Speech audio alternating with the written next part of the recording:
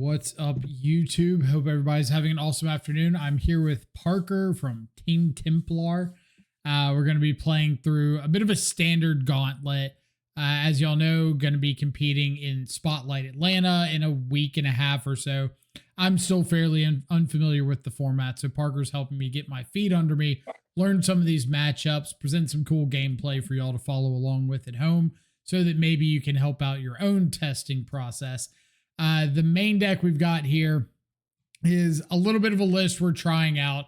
We've got some of the typical Dimir pieces: Spyglass Siren, Cecil Dark Knight, Stab, Trajectory, a few test ideas like 3 copies of Azure Beastbinder, which have been showing up in some lists here and there, but not quite as frequently. We've got 2 copies of Essence Scatter over the Phantom Interferences. This was an idea that came up to us the other day and saw that a list had trophied with it and wanted to give that a shot. Just the idea being that, yes, Phantom Interference is a lot better as an interactive generic piece in the early turns of the game. But as you get later into it, since Standard's a fairly creature-heavy format, Essence Scatter being able to counter something indefinitely where Phantom Interference can get paid for in the mid to late game is something we want to see if it's got any merit to it. 4 Flood Pits Drowner, 3 Malcolm Alluring Scoundrel, a Wan Shi Tong, no copies of Deep Cavern Bat. As much as the bat is fun and cool, it's felt a little lackluster lately, just kind of dies to any stiff breeze in the format. Has a tendency to get a little clogged up in the air against opposing Spyglass Sirens and whatnot. We've got 2 Bitter Triumph, 2 Shoot the Sheriff to round out our removal. Full 4 copies of Tashanda's Tidebinder, because the card is absolutely nuts. 3 Enduring Curiosity, 4 Kaito, 24 lands instead of 25, mainly because we've shifted the curve down a little bit. We've gotten away from some of the 3 drops like Preacher of the Schism, gone up on cards like Malcolm that can help filter away those land heavy hands, or dig for land if you find yourself a little bit light. In the sideboard, we got 3 copies of Annul, 3 Duress, a Stab, a Ghost Vacuum, a Soul Guide Lantern, a Negate, Lord Skidder Sewer King, a Talion, the Kindly something, can't remember its name, we'll add it back in a moment, and a Day of Black Sun. The Talion here, one of the big test cards at the moment, the idea being against decks like Lessons that are often casting 2 drops, then Talion can be hard card advantage. It can be hard to deal with. It does clock our opponent if they're drawing a bunch with stuff like Accumulated Wisdom. So we'll give that a shot, see if it's got any merit. And yeah, that's about all I got. Parker, you got anything you want to add before we hop into some of these test matches? I mean, I'll just give a rundown. We're going to be going through Mono Green Landfall, super popular right now. Mono Red, big contender. Reanimator, everybody's favorite graveyard deck. Izzet Prowess, the more mid-range version of the Izzet decks, and then Jeskai Control. Sounds good. So we got an exciting 5-match lineup for you. Let's go ahead and hop into the gameplay, and we'll see how we do. So first matchup on our testing docket here, we've got Mono Green Landfall. Looks like the good guys are on the play with a completely unkeepable 7. As you can see in the video recording over here, at the top half, you'll actually see Parker's hand. We got a nice little overlay set up so you can see exactly what he's rolling with during all of our matches. Of course, I cannot see that, but you'll be able to keep track of his hand, life total, everything, and the decisions that he's making while we rock the main screen here to try to not get too far behind. Okay, what are we throwing back? It's a pretty good hand, but I think it's a little off curve, unfortunately. I've got like okay start on the play. Got a payoff. That card could be really good.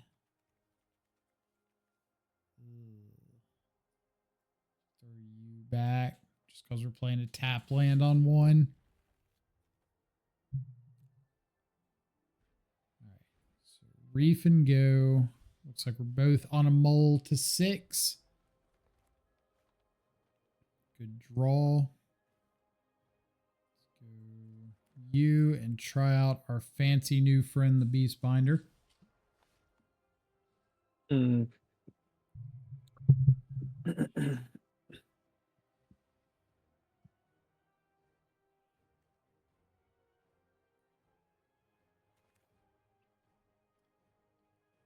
got on the villain side. Beastbinder makes this a lot awkwarder. That's what I like to hear. Yeah, yeah. Points to Beastbinder already in testing. um. Hmm. Yeah, I guess. Did this. Esper Origins. Okay. I actually like both of these cards. All right. Now I've got a choice to make. And Parker, I'll get your opinion here. So we actually talked about this stab versus tragic trajectory dispute a second ago. And now I have a stab in my hand. And I've got this Beastbinder out here that's great. I could pass through and just hold up stab and some interaction and try to like not have you double spell if you've got a Badger Mole plus another 2-drop or something. Right. Or I've got a Kaito. And it seems really difficult to not just jam this Kaito and get farther ahead on board. As opposed to holding up stab and like because I don't really have anything on the board right now. I think the Kaido progression is probably smart. That being said, if you don't have another like unconditional removal spell, I could really get out of hand if you tap down. Well, that's another part of the problem is I currently don't have a 4th land. I do have some interaction. Like I have some pretty good interaction. Especially now after the Kaito draw.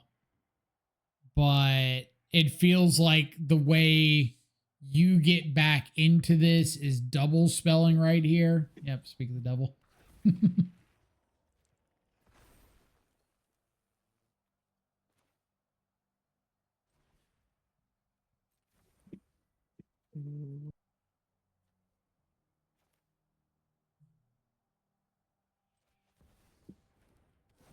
Bristly Bill. All right. I feel a little bit better about this now. Let's go. Have to check creature types to make sure I'm not missing over an outlaw of some variety. Yeah. That's one of the things I've really got to get used to with this format is checking stuff like that. Fortunately, Bristly Bill is not a warlock. Also not stab proof. True. Throw the Badger Mole Cub in the way. I will let you. If not, we're just gonna stun down.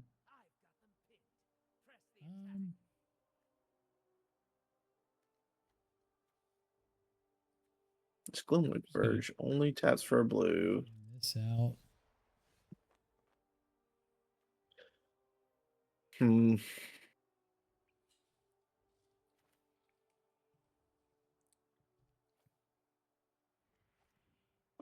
Wanted to find a 4th land, but really kind of punished here for playing out the Bristly Bill instead of this other card in my hand.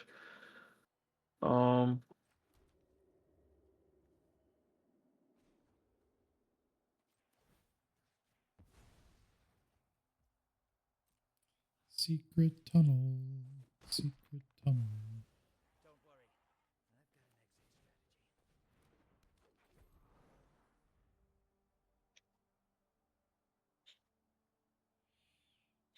All right. Kaito's gone. It's not the end of the world.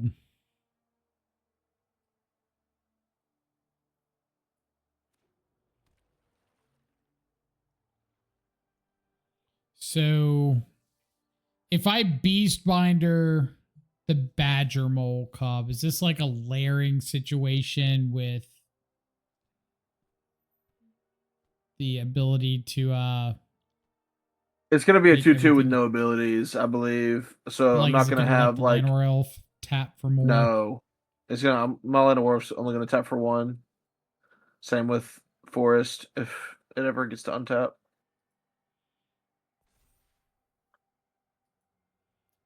Just gonna make it so this Llanowar Elf's not tapping for anything.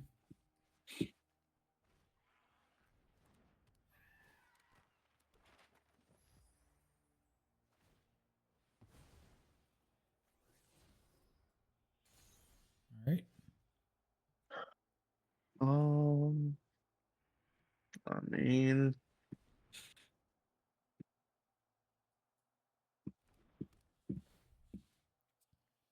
Seems reasonable. yeah.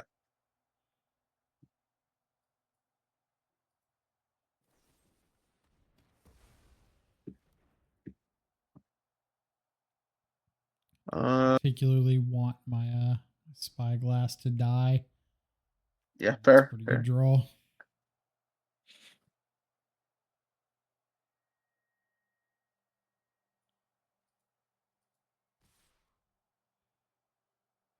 Is there a best way to do this? If I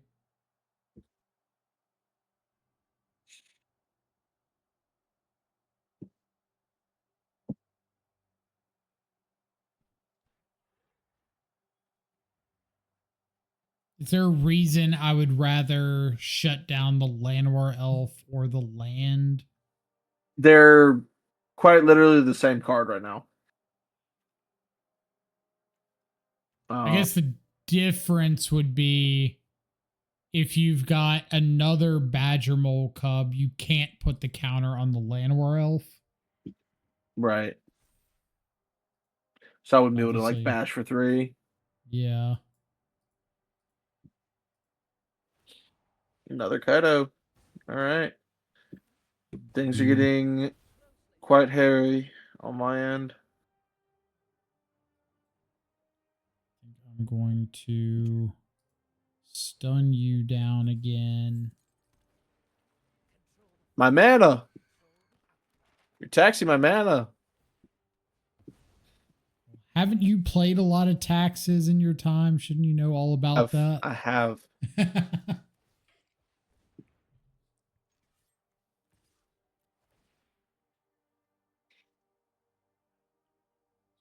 3/2 Trampler. You know what? I think that I am okay getting this off the board. Yeah, I'm also okay with getting that off the board. That Beastbinder was causing me a lot of problems. Understandable. Now this curiosity will cause you problems. Yeah. Not having like any more land drops is really kicking me right now. You being able to tap down my yeah, this is Landfall deck not having land drops is right. problematic Yeah. spot. All right, so sideboarding here. We'll talk about all the thought processes after the match, but I think from my point of view, I'm bringing in you. Don't think I'm bringing in you. Don't think that matters.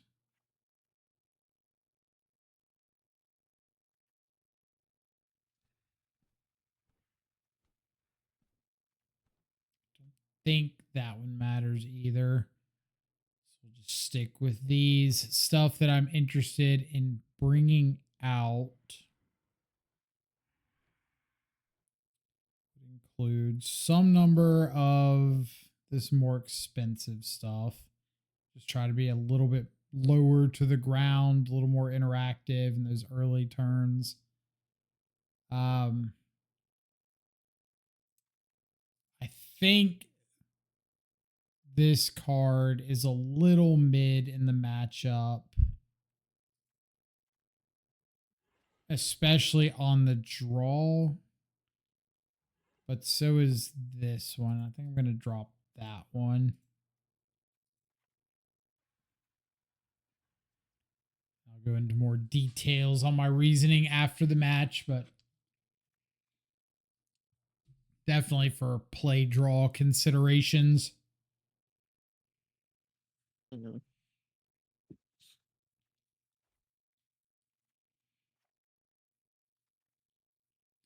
So one of the really great things for the viewer audience at home being able to or one of the great things about being able to do these like more dedicated 1v1 testing sessions is getting to see very specific interactions come up and having someone to bounce thought processes off of in real time, as opposed to like playing leagues, being uncertain about how something goes, and then looking up later and being like, well, dang, that didn't work the way I wanted it to. Why? I wish I had a stab for this elf or a tragic trajectory. Either one. But I don't think I can afford to like aggressively mulligan for that on the draw.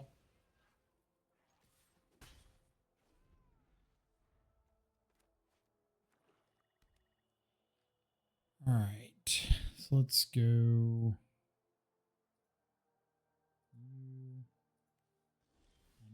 Tap that mouth from upkeep. Yeah.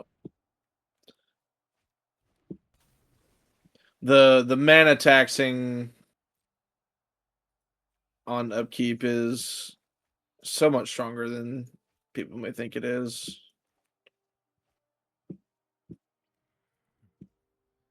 Just taking me off my fourth mana this turn is actually kind of a bit of a bummer. So I had a 4-drop that I wanted to play. I'm not saying I would rather you not play your 4-drops, but luckily I drew a 3-drop that I could play. So you didn't have the Earthbender Ascension? No, I didn't. Not at the time of you tapping it down, no.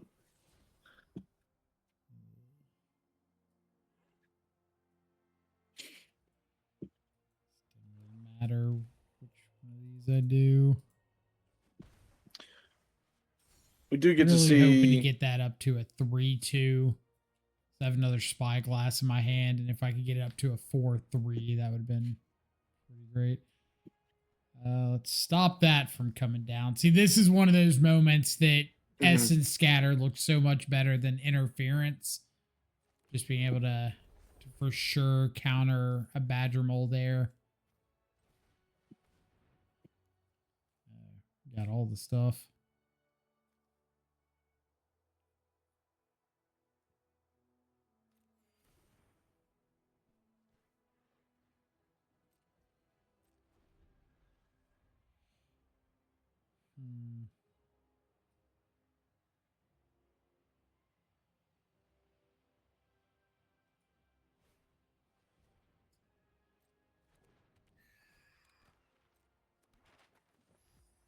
Just put this, or try to put this counter on the Spyglass, since I can't get the Flood Pits to have more than 2 power or 2 toughness.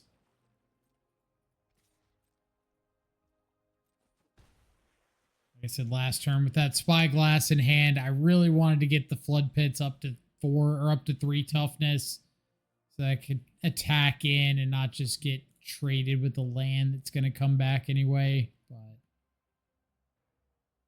it is what it is. Wonder how this works. So I guess it's kind of all contingent on if this resolves.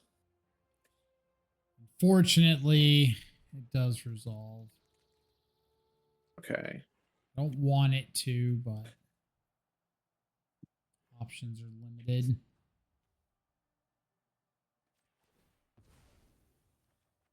Now, hold on right there, Buckaroo. Mm-hmm. Just because we let it resolve doesn't mean it gets to stick around. Yeah. Yeah. Fair. Fair enough. I guess we'll just wait around. Trading off with the Drowner.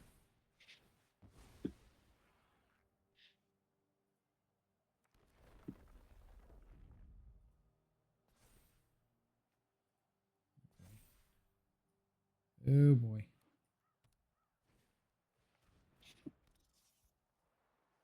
So Drowner was one of the cards I was considering cutting on the draw, or like trimming on the draw, and ended up trimming the Cecils instead.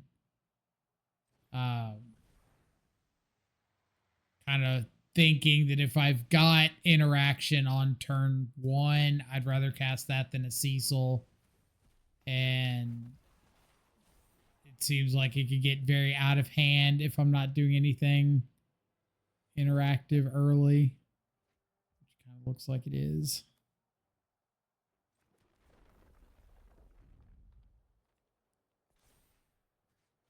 This is a very chunky Llanowar Elf. Mm-hmm.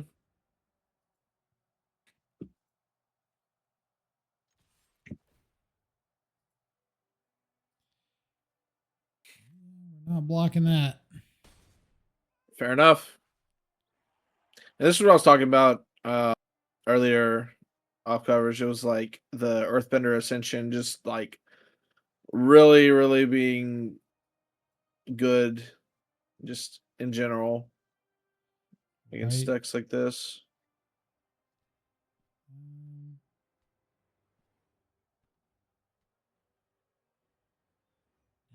You know, Both of these kill are or 4 power. yeah.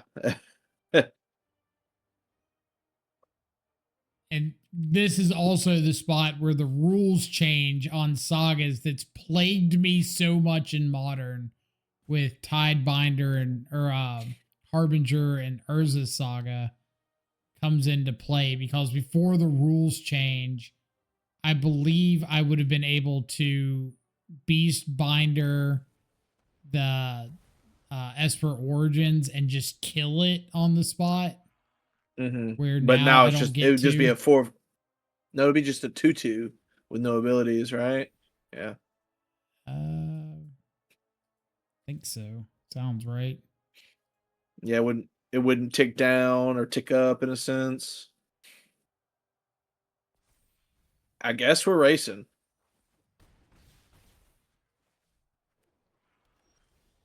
Are indeed racing, except I think you got the edge in the race pretty significantly.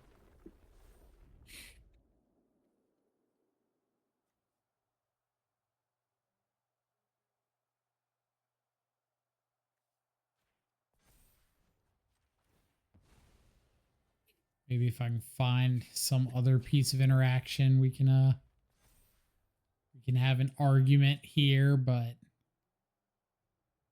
not liking my chances.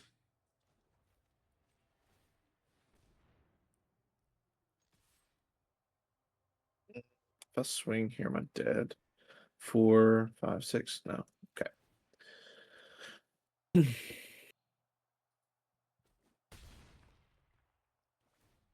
Something good.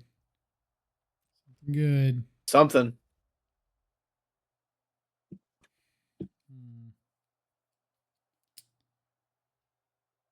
Not bad, but it's not good.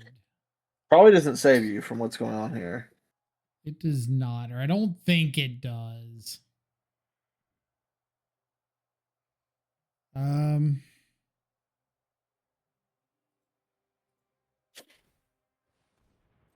That's fine.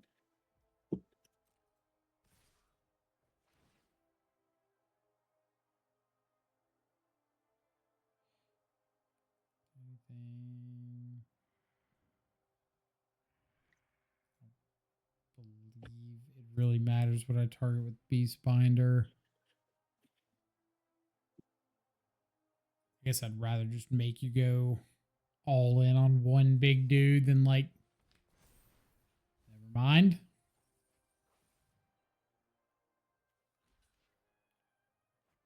Fair point. Like, I'm not really scared of anything one droppable in your hand. Yeah. As you shouldn't be.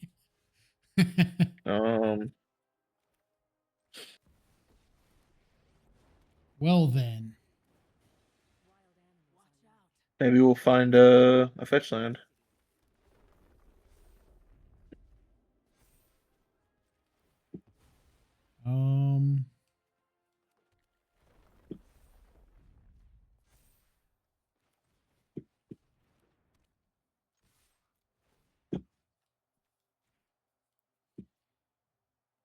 Is that just dead if you put that counter on the, or you put that trigger on the forest? Yeah.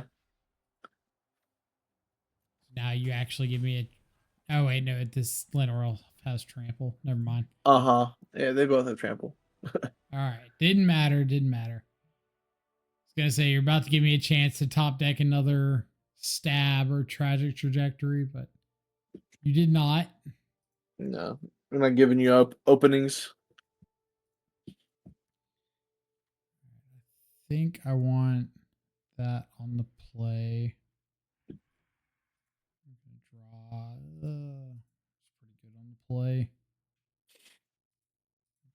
Drop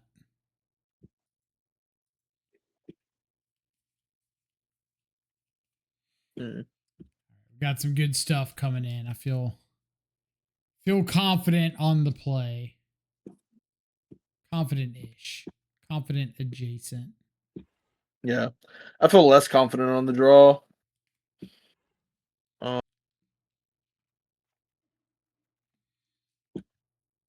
that being said, I think we have a pretty decent game plan. Like getting to be on the play with all the 2-mana interaction into like a turn 1 land or elf is super nice. Yep.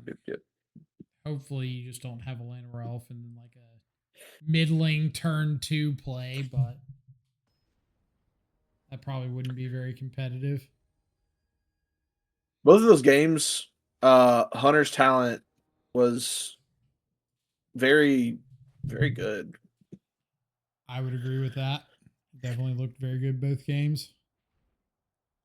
Game 2, Earthbender's Ascension looked phenomenal. So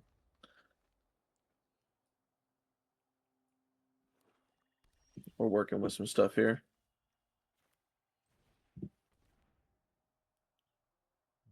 Chokabeezy.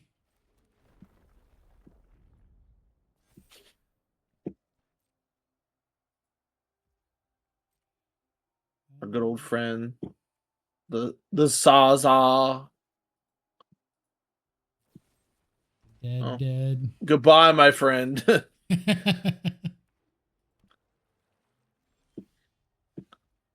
Oh, how the turns have tabled.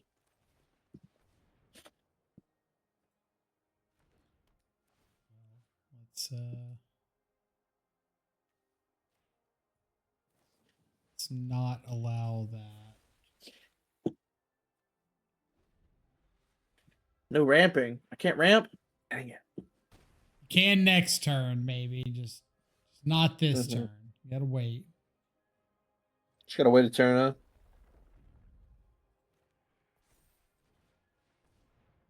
How about this one? See what you're saying. I see. Understood. The smallest fiddle is playing in the background. World's smallest violin. Yeah. I said fiddle, but whatever.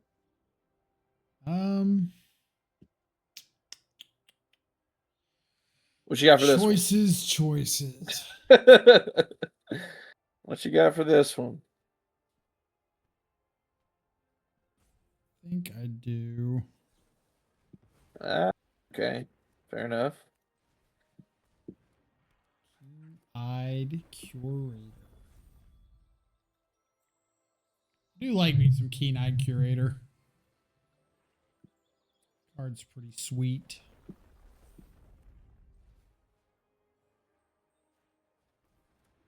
We got more.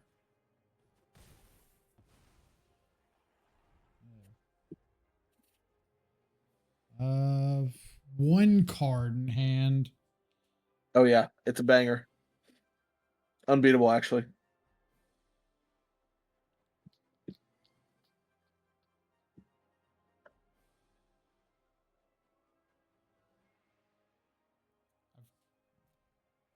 So this just enters fights, makes Yeah, it bigger. gives him a big butt. No, like ward or anything. No, nothing like that. That'd be really good. I think I'm one card type away from being able to give it trample. Instant creature land. Yeah. I hope that doesn't come up. Yeah. I do very, very much hope that it just stays tapped. Fair. Very fair.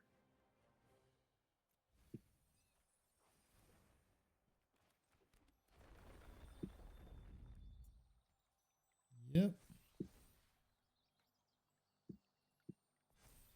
He's gonna Kind of get lame big. that Tishana's Tidebinder doesn't completely shut down enchantments. The enchantments. Yeah. The card would be so good, dude. Like, It's already so come good. on. It needs to be so better. Yeah. I don't need it to be any better.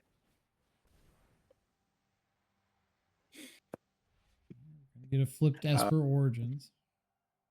Well, let's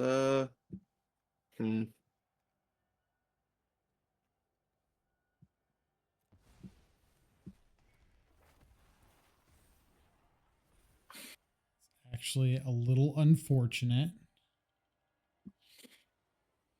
getting to 9 life instead of 7. That's Origins kind of sweet. So let's go. Oh, I didn't want to see that. Day of Black Sun. Well, Day of Black killing Esper Origins.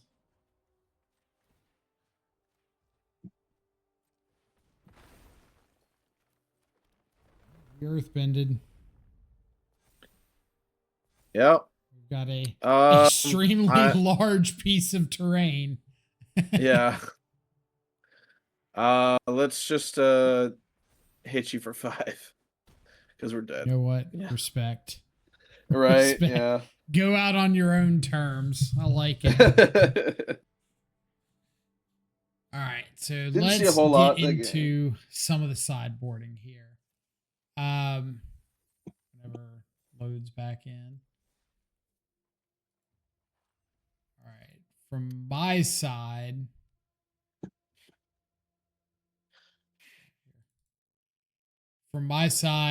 On the draw for game 2, I took out the 2 Cecils.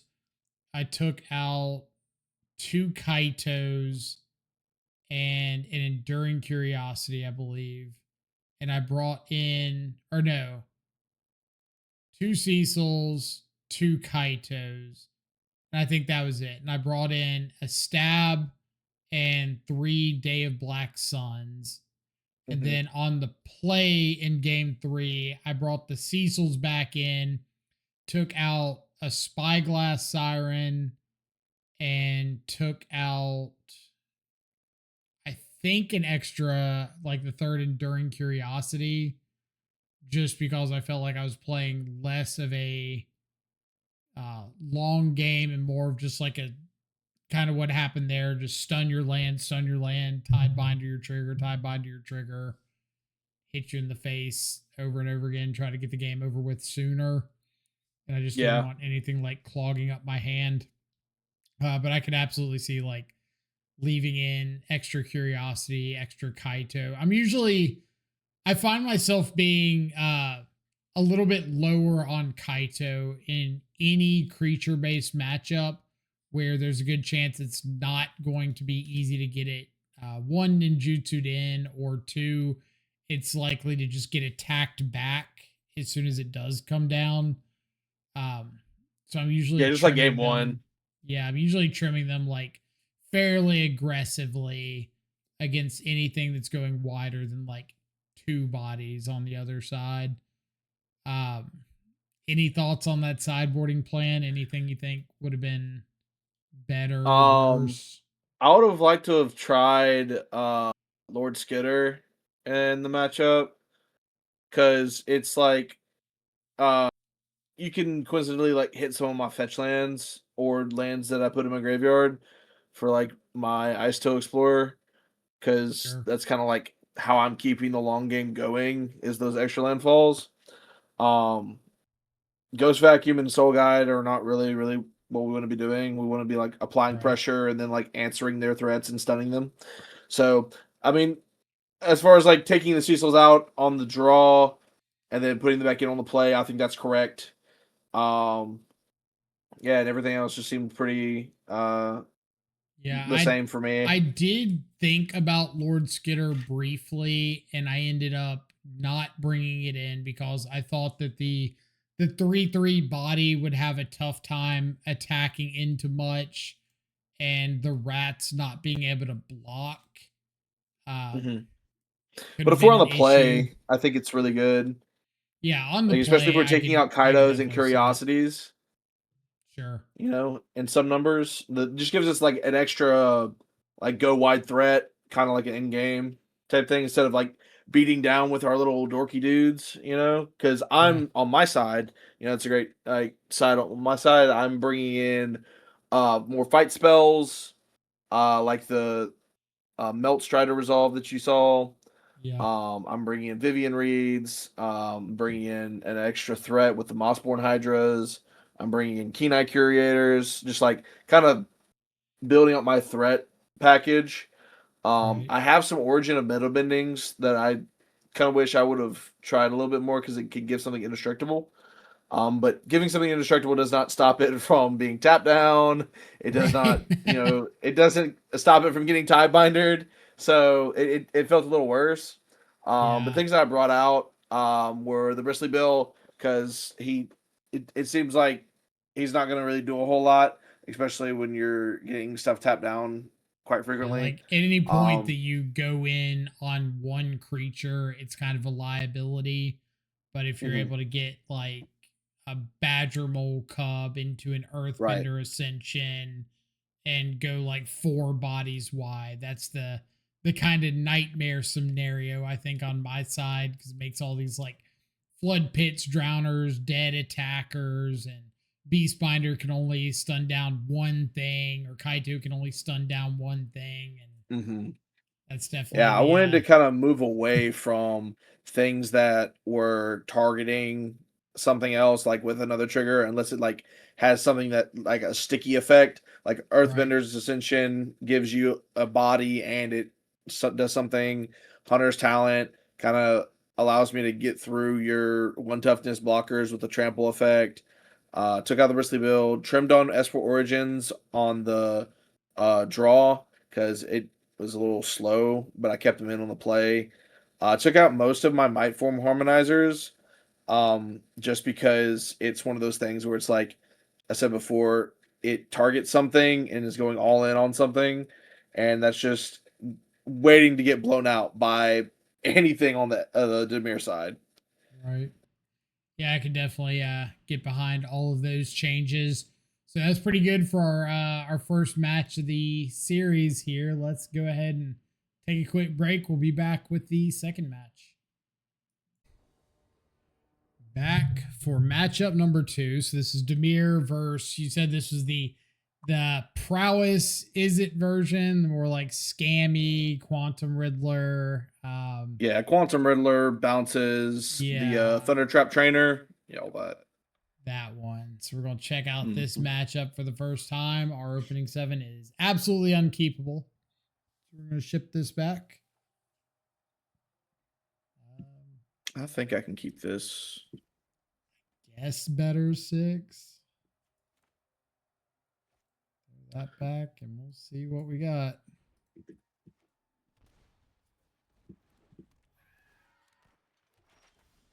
Here's a bird.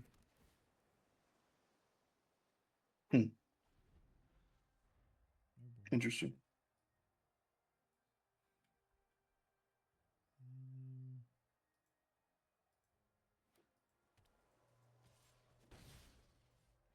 Bird number 2. Call. It's not even a bird. It's a siren. Those actually aren't birds. Sirens. I don't know what noise a siren makes, but you know.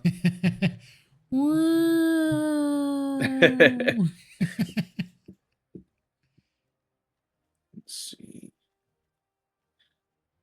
Getting a braid. Most notably, braid hits creatures. It does not hit Kaitos. Does not hit Kaitos. You're very correct. I think I'm gonna start trying to tick up this Kaito if possible. I don't think that the prowess version, it still bugs me so much. This is called like the prowess version when there is literally nothing in the deck outside of otters. It says prowess, but Right. I don't think that this version has like significantly more ways of dealing with Kaito than the lessons deck does. Am I correct in that assumption?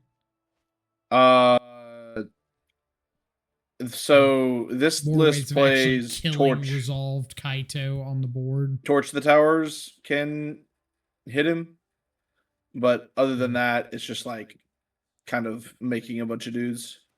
Torch the Tower is 2 damage or 3 if you bargain it. Is that right? I think I'm just gonna yes. It's 3 damage if you bargain it. Quantum Riddler. Splash down. Little splash portal, you know. He's just a little dude. He is not a little dude. Oh, not the Riddler, just the little dude on the splash portal art. Yeah, you're hitting me really hard here. I need you to slow down. I should have thought that through a little bit more. I was thinking about drawing a card here, and I don't think the card draw matters. I think I would rather get Kaito bigger, so I should have emblem Kaito first. Based on the way my hand is laid out, I don't think hitting a 4th land does anything for me there.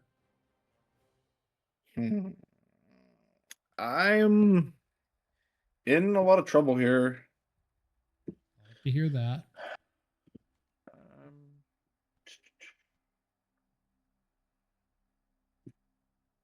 Kaido doing a lot of damage to me next turn. I can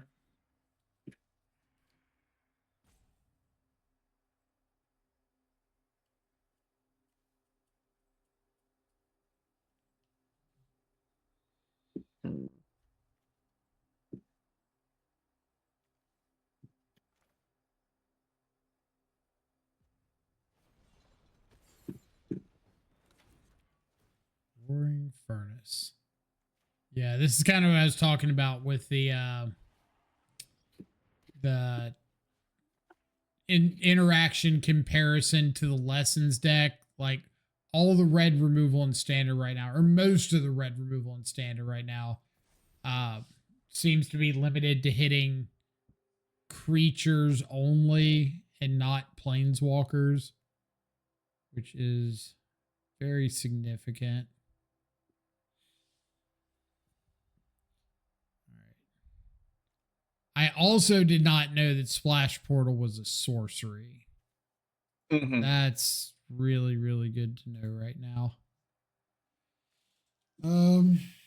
If it was instant, that would be phenomenal for me. Be able to block Kaido, bounce trainer. Yeah. Oh, that would have been. Ugh. I think I do not want to try to stun this Thunder Trap because you already mentioned Torch the Tower, which I would know if I played this format any regularly. Oh, wait. Oh, damn. Oh, that's bad. How were you supposed to block? I meant to block there.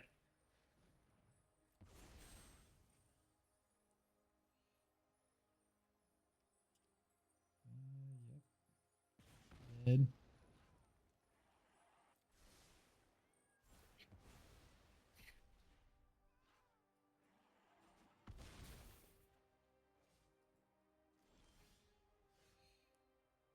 Now I'm in critical danger. I'm at 3.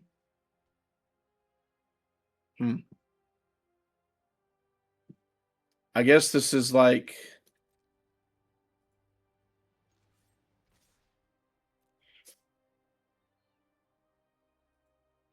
Little Kaito. My only. I really think this is my only out. Good for me. That and that one. I think I'm safe regardless. Yeah. So you played land for turn already, so I'll show you. Yeah. Yeah. Okay. Yeah, I'm dead. Don't worry. I've got an exit strategy. All right. So yeah, your hand did not line up well against Kaito at all there. Which is definitely one of the things I really enjoy about Kaito as a Magic card is it can make some things really, really awkward, really, really fast.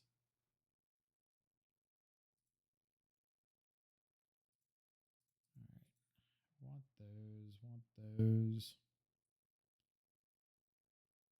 Believe I want that. You do nothing.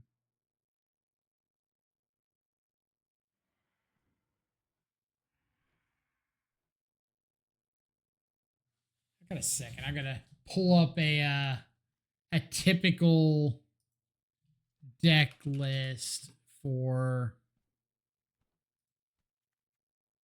prowess. I'm gonna start calling that deck scam every time. I don't like calling it prowess. Yeah, is it otters? Is it blink? Is it scam? I don't really know what it is. Is it blink?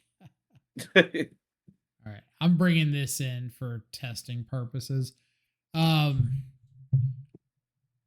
can't imagine like grave hate of any sort has got to be good here, right? There's nothing you do that really cares about the grave.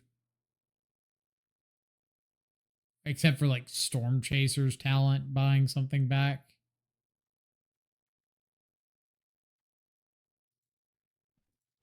Seems a little lackluster.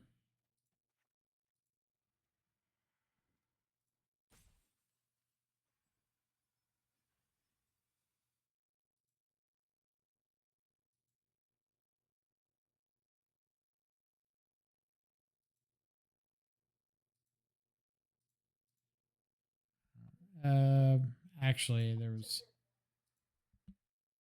wanted some number of those. Okay. I feel like my sideboarding this matchup is a little all over the place. Mm-hmm. So, if you were to know the deck list, you would know that there's not a lot of 2-drops. If you're bringing in that card that I'm thinking that you're bringing in. I'm assuming we're talking about the same card. And I did bring it in, but not because of the 2-drops, because of the 1-drops. Okay, fair enough. I just didn't want you to name the wrong number. Right. No, I believe we know we're talking about Talion. And I was Yes. bringing it in thought because of like Boomerang Basics, Splash Portal, the Otter Maker thing, all that stuff. Storm Chaser's talent. Yeah. So that if you started going on like a loop of making otters, it would be awkward.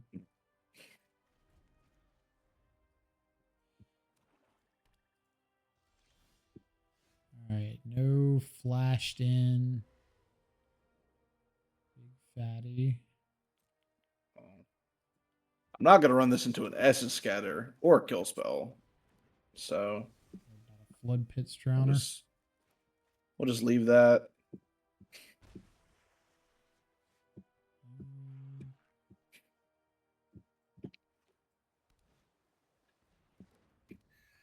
Map.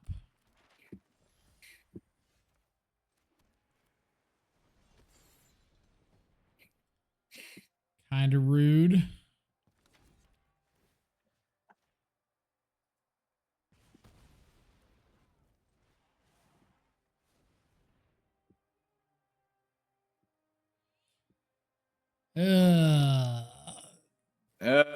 Yep. Okay.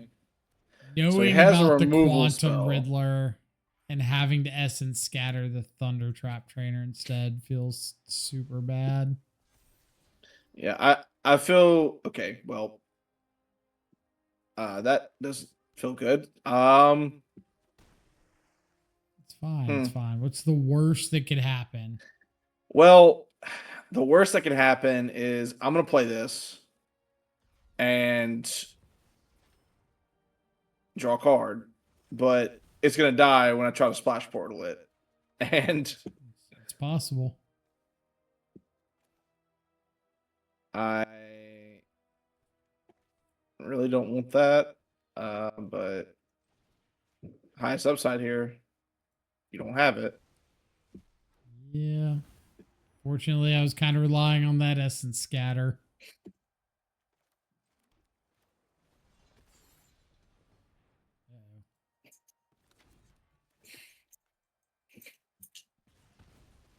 Things getting a little bit out of hand. Just a little bit. Riddler's gonna probably get shuffled in my deck. It's very, very possible. Remember you telling me how many times you've activated Drowner? You Not count it much. on one hand. Well, here's one added to that count. This is one added to that count. Like my total Drowner count might be like 4 at the moment.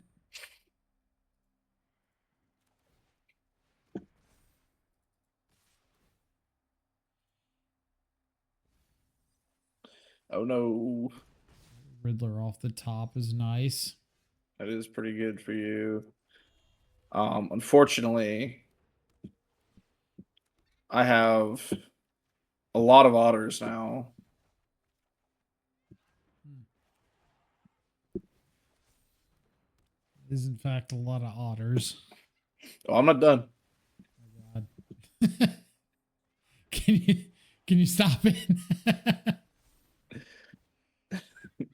Okay, all right. I'll let you breathe now.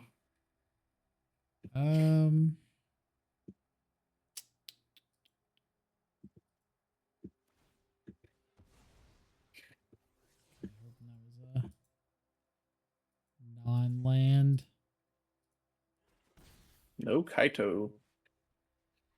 Wonder if you boarded out Kaitos. All right. Oh.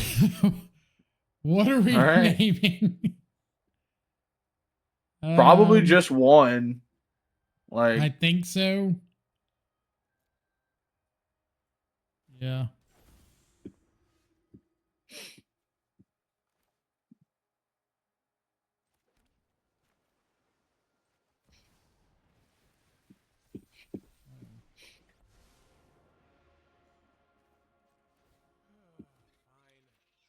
More otters. Have you played a land yet this turn? I don't think so. I don't think I did, but looks like I did. No, not attacking into that. So Does have the nice little text of flying. This route could be really awkward next turn. But I don't think I can attack it, Ral.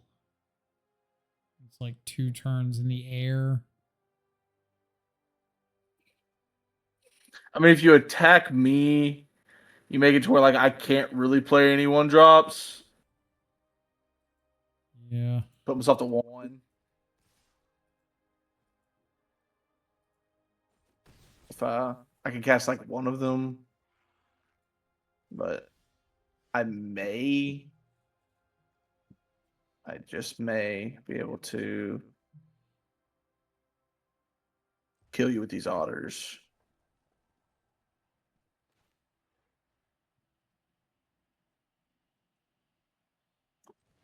We'll see.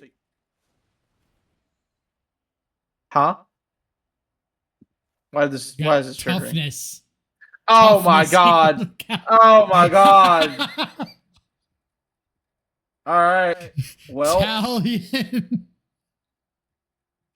power. It's the power or toughness part. That's it's only toughness. Or no, it No, does. it's power. It is power. Never mind.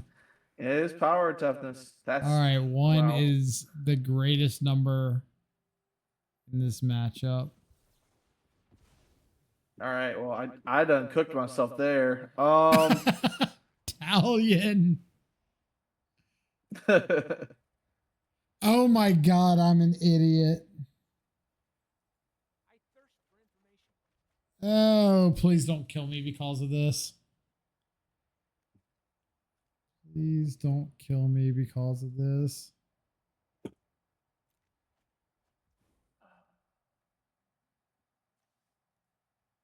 About to have like the biggest WTF moment. I don't even know what this is. Resolve. Enters Manifest Dread.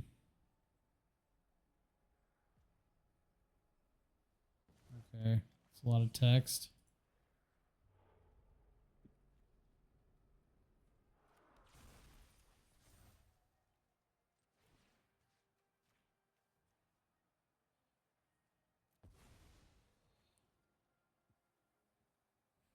Over to an otter. Okay. I mean, if you have the way to kill this, then I fold. But I do incidentally have a bitter triumph that I could have used on the Ral and forgot that it doesn't, or that it hits planeswalkers. So I think I just accidented myself into a win here. Yeah, for sure. I oopsied my own self. We both oopsied. They just both benefited me. Yes, agreed. Because man. I had so many lines there. I'd like to play that one on another time because that was a very interesting match. It was. Let's talk sideboarding real quick for Yeah. everybody out there in TV land. So from my side, I took out the stab, the 2 tragic trajectories. Just thought that like trajectory being sorcery speed when you've got the bounce spells and stuff makes it a little awkward because you can just like get all the value on your turn, and then it doesn't really matter if I kill like a Quantum Riddler after that if you've already drawn 3 cards. I dropped 2 Beast Binders because I don't want to like stun, or not stun, but remove the abilities on a Quantum Riddler, and then you just bounce it and it's like a new object and you get the triggers all over again. That didn't seem worth it.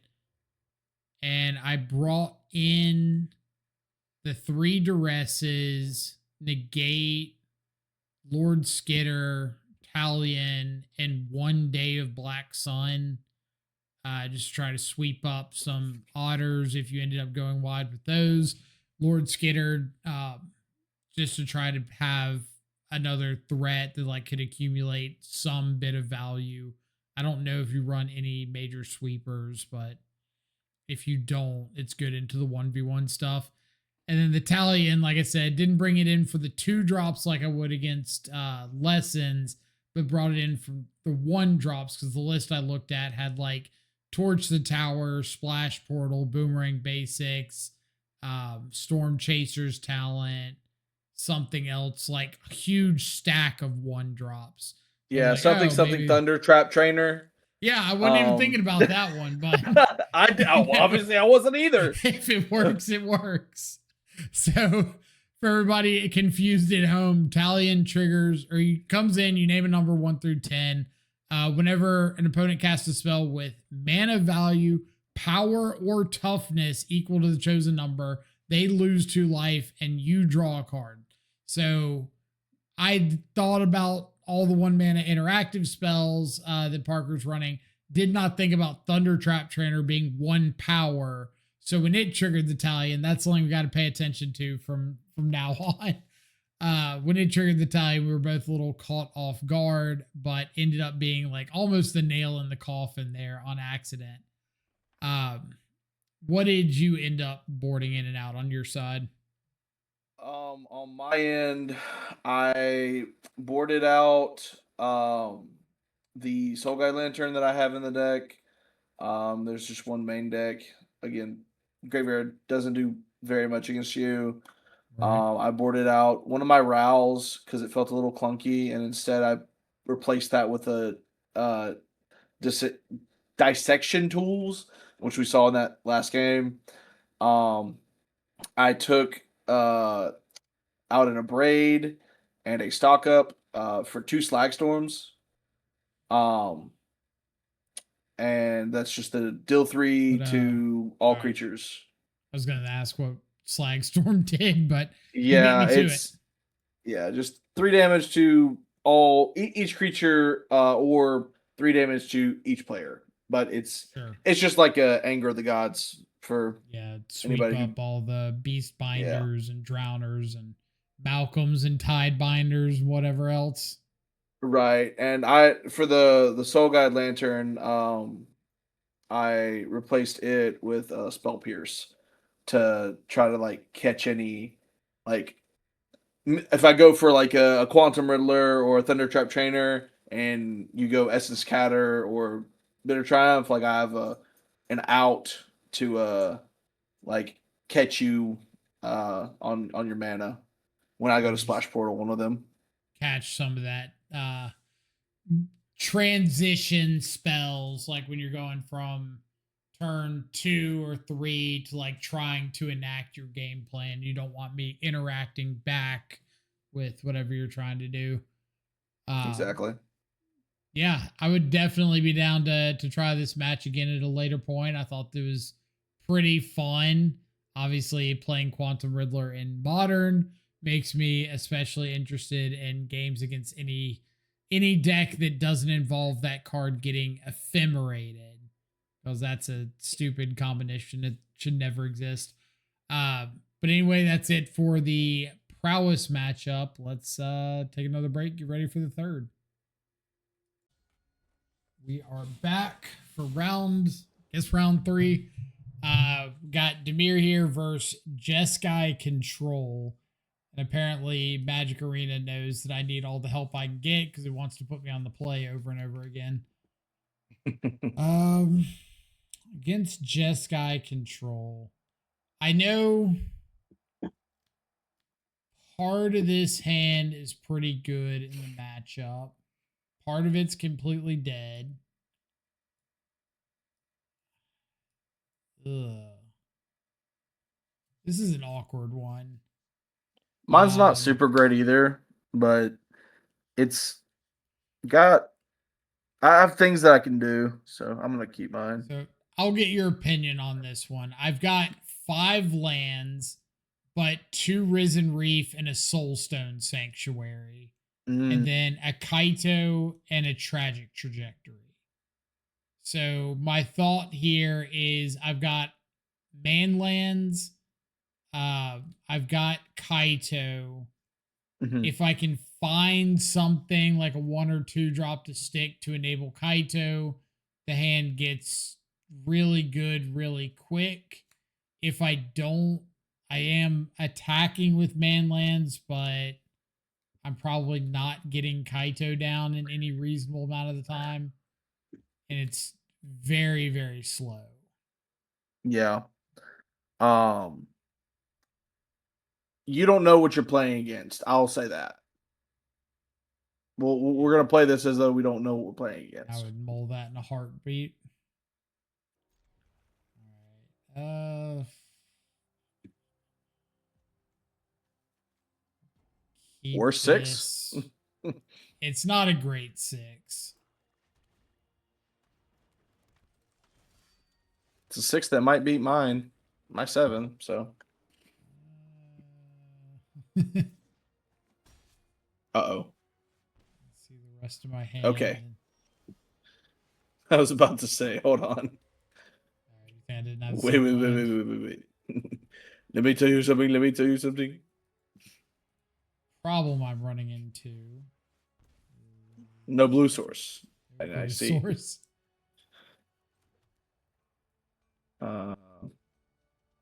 Sure.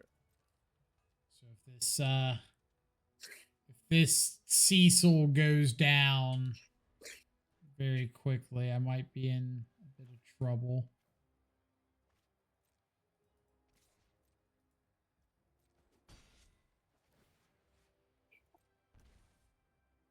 But I don't feel like I can.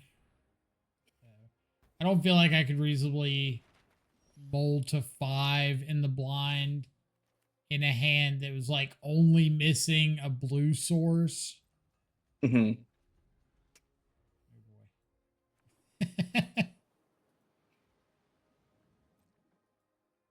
boy. I think the opener was Swamp Soulstone, Cecil, Shoot the Sheriff, so like 4 castable things. And then the last 2 were 2 blue cards, one of which was like pretty good generically. The other, not terrible, but not great.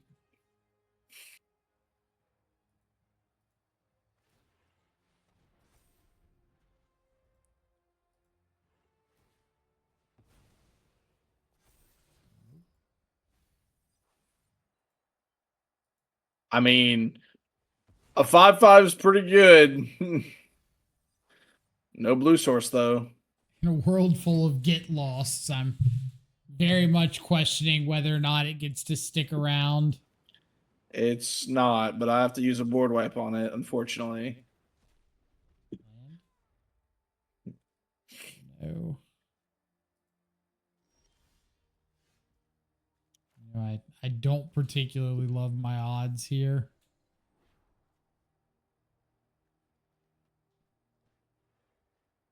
So your odds don't look favorable.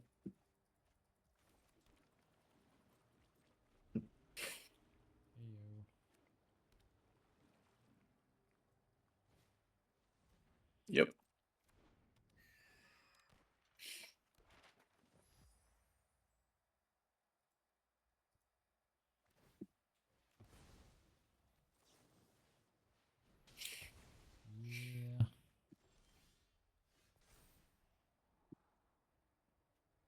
Like, I think with my hand clogged up on blue cards, I'd rather try to hit the blue source there, hit another blue source, than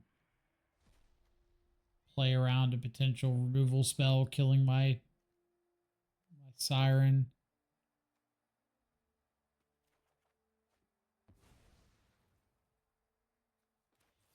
Like with you having all the mana available, if you've got a blue or if you've got a removal spell last turn, you're very likely to have a removal spell this turn as well. Mm-hmm.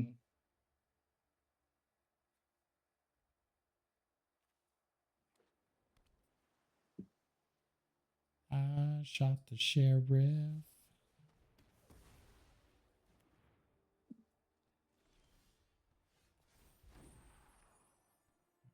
This flips into something.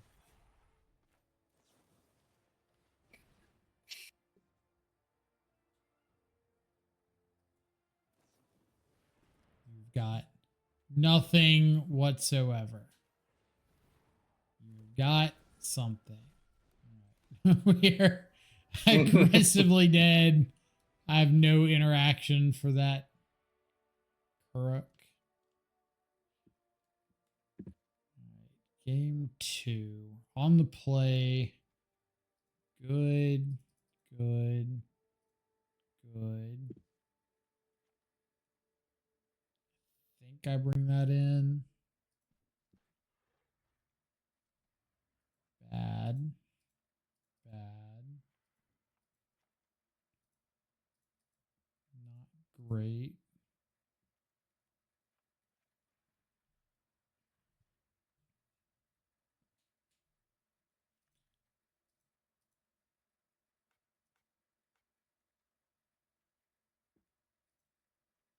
I think I want to do like that. How much text does this card have?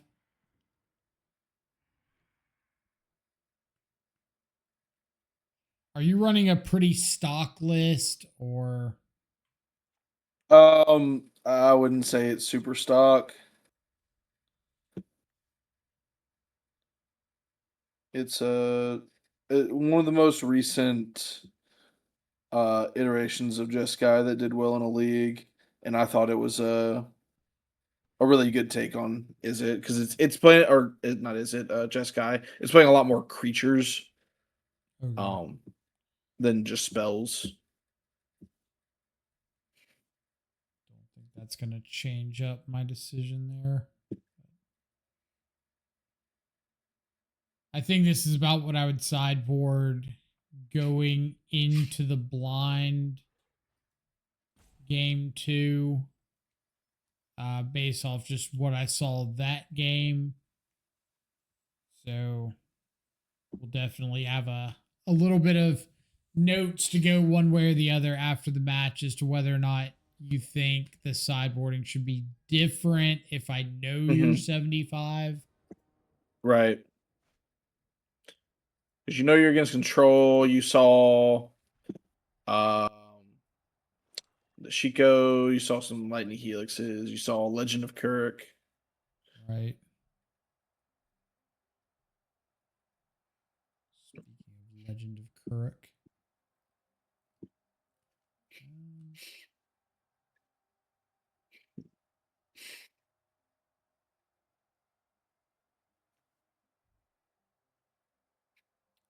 I think I'm taking the.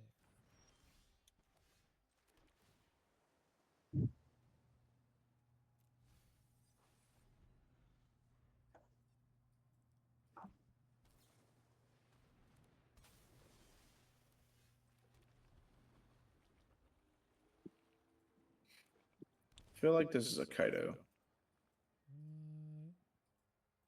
Yep. That would be crazy. Don't worry, Pom Pom. I've got this.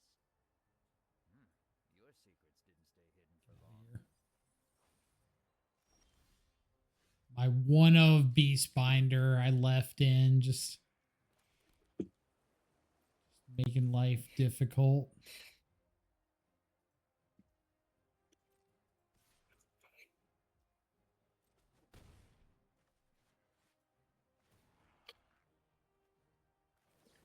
Yeah, I'm gonna run this into the opposing. Yeah.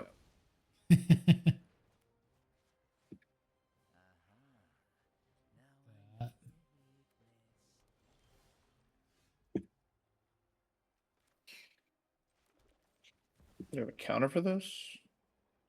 Heck no. I wish, but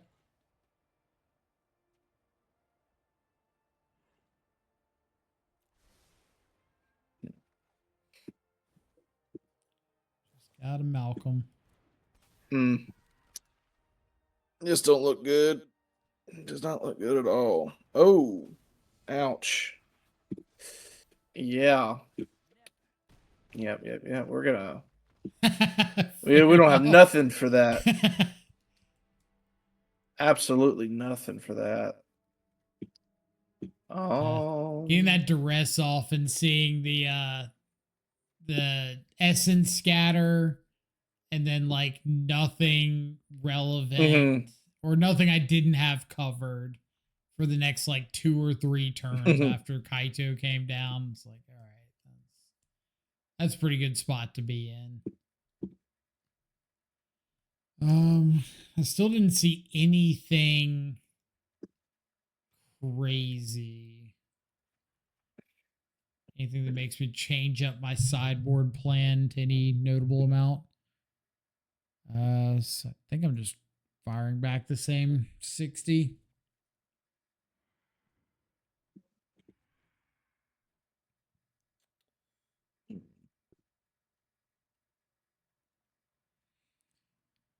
If I get sideboard juked out by like 4 copies of Voice of Victory, then so be it.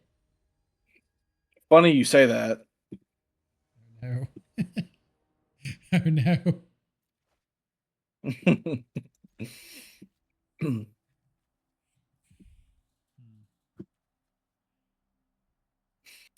Roll with it.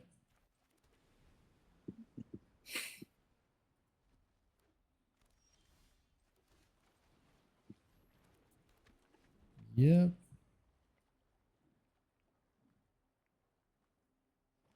Um,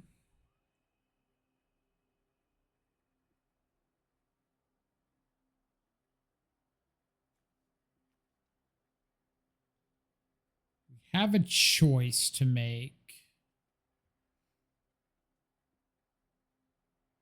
Decisions.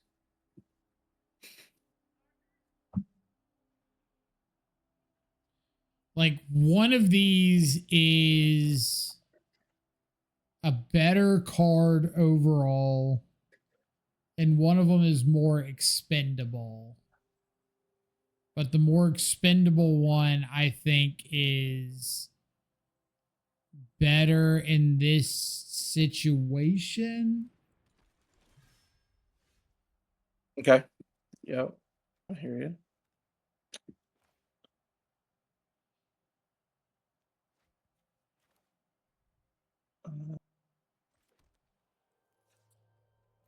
I see.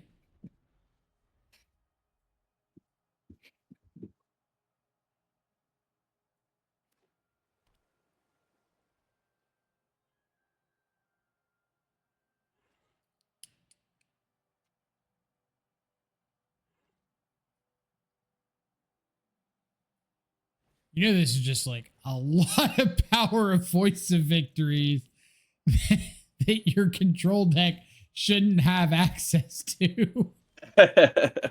Is that right? It is making life a little complicated here. I don't really need you going wide.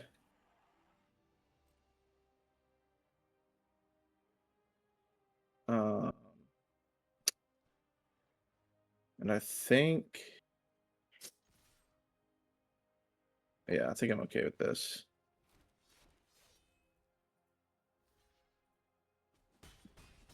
Go in aggro.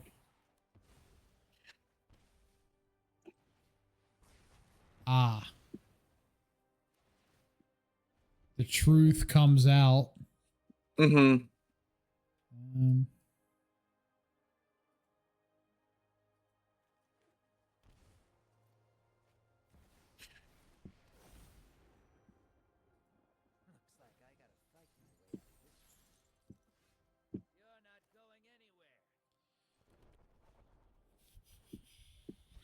Yeah.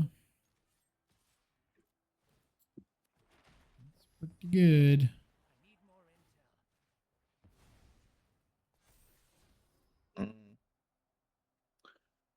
I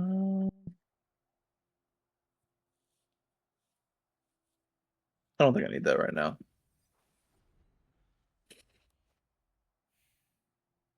I don't really think you're countering anything I have with Voice of Victory on the board. You would be correct.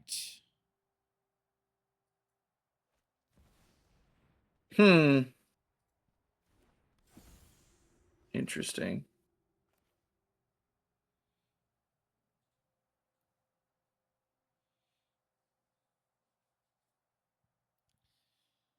My hand does not like that. Voice of Victory is kind of wrecking my entire hand. It's making it, it's not even counter spells. It's just making it very awkward to do what play? I want to do. Yeah.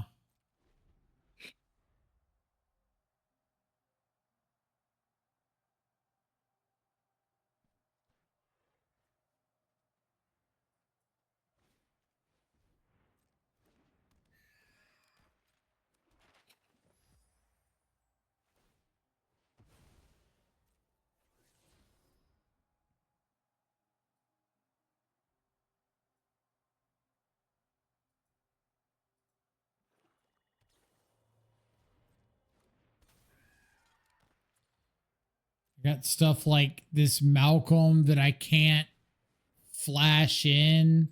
I have to just like play it face up, which sucks.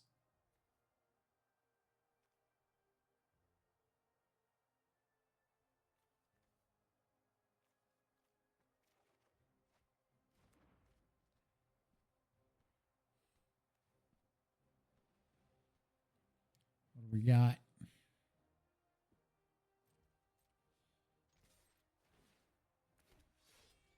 Yeah, so turn 2, I had the Malcolm and the Cecil. And the Malcolm not being able to block the Voice of Victory felt really bad. Because if you just had like any piece of interaction, I'm just wasting my entire turn. But at least with Cecil, you couldn't like attack in.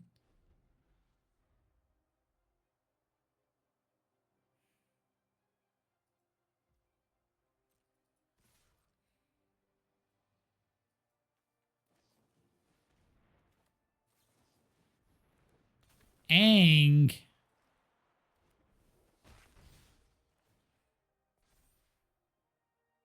Ang. Get that out of here.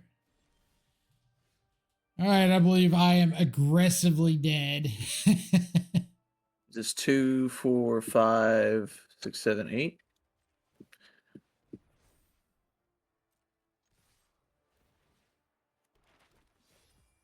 Yeah, that Voice Victory. So my hand is like now 2 Tide Binders and a Flood Pits Drowner.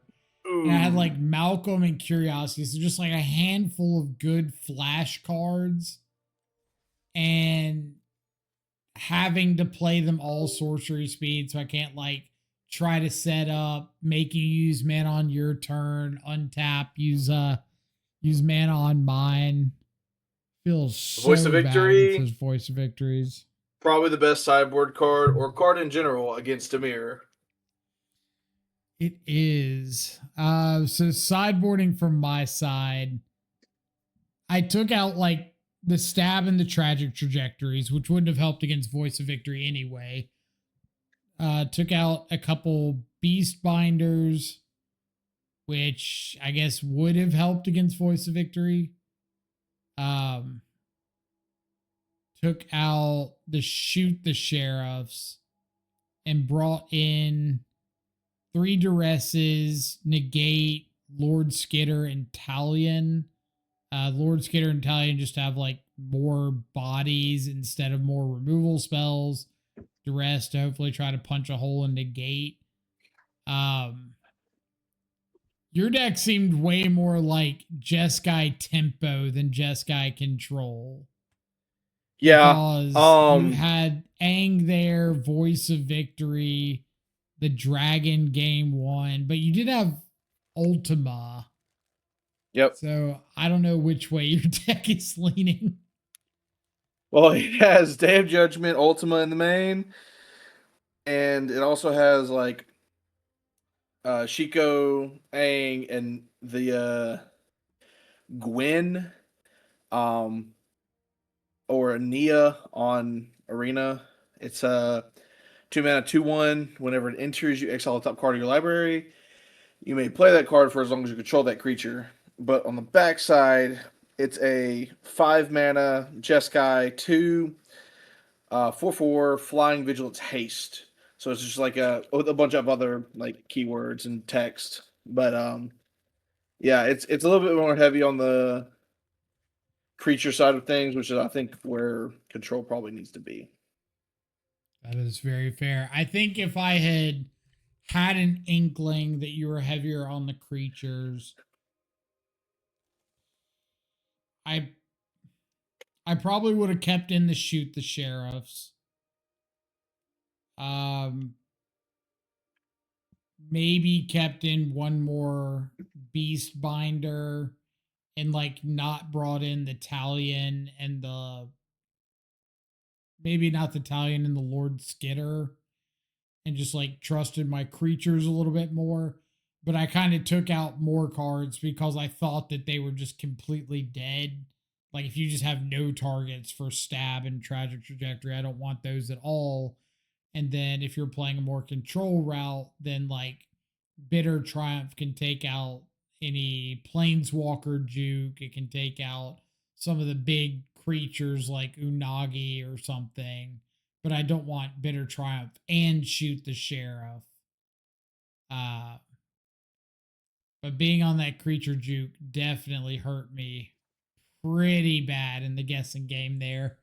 So kudos for finding that list and throwing it together because that was brutal, especially game 2 or game A lot better than the last time we 3. played against Yeah. Jeskai Control.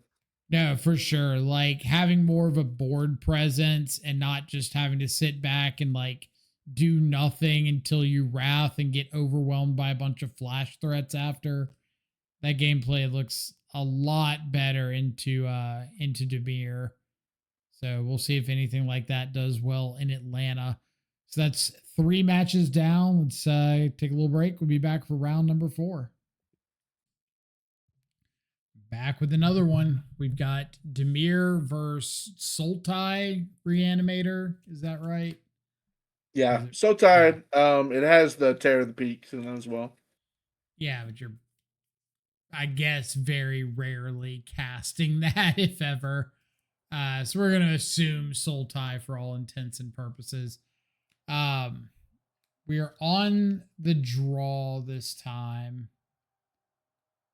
A little bit of a slow hand. Could be okay. Yeah,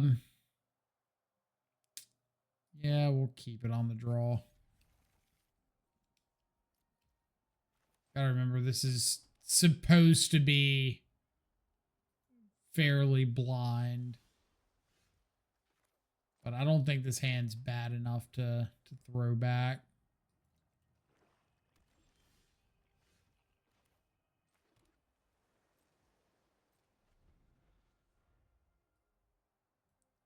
Wouldn't really say it's getting better, though.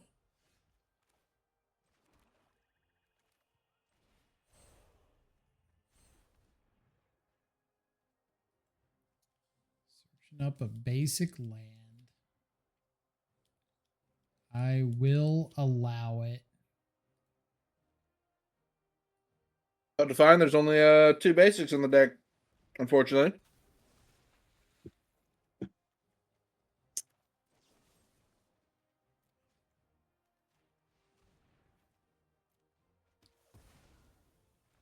Kill my Tidebinder.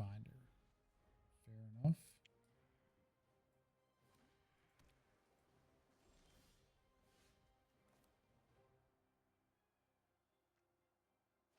Our opponent is down on cards pretty good. Spinner is fine.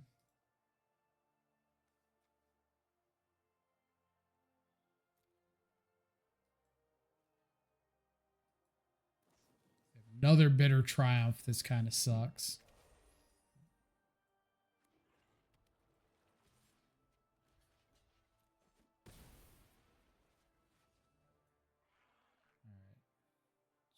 Ardent Usurper in the yard. Demons you control have Menace, Lifelink, and Haste. Beginning of combat on your turn, exile up to one other target creature card from a graveyard.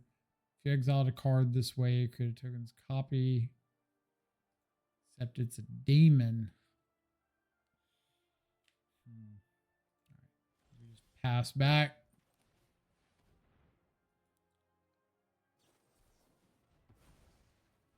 Old Essence Scatter.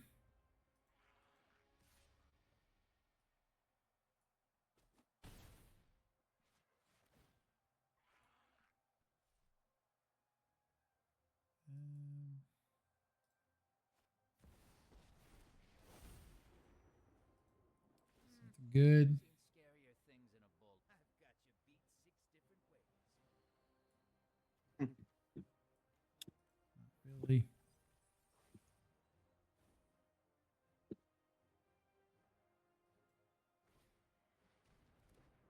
All right.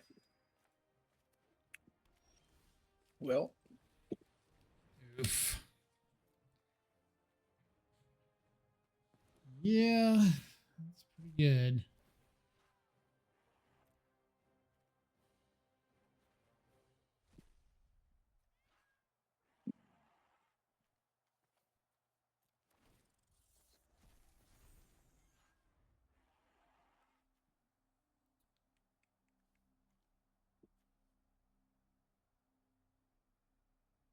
Demons you control have a bunch of stuff.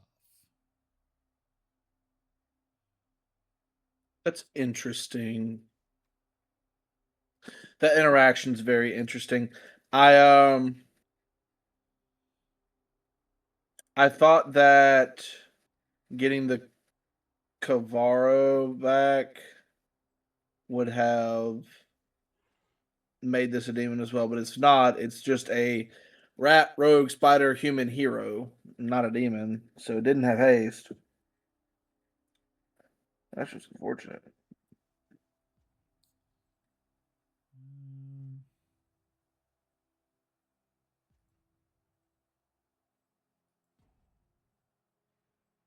I think I do. Didn't keep its typing. This. Control the fight. Control the outcome.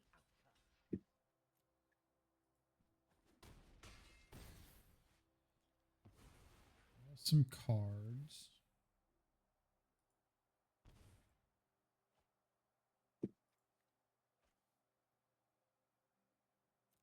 Okay.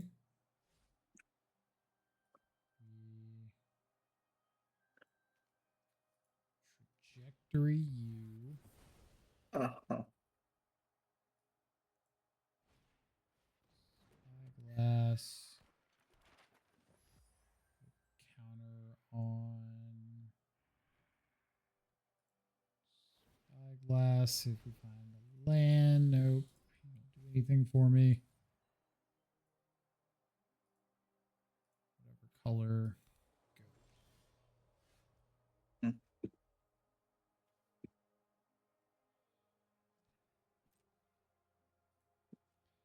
Yeah, if the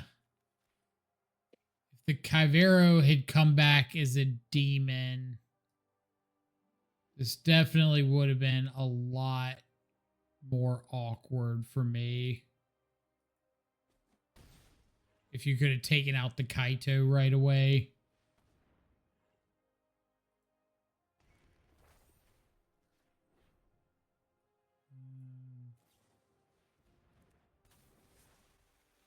Okay. Interesting that you didn't want to do it there.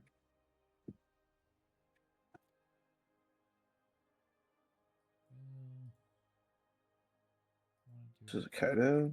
All the time.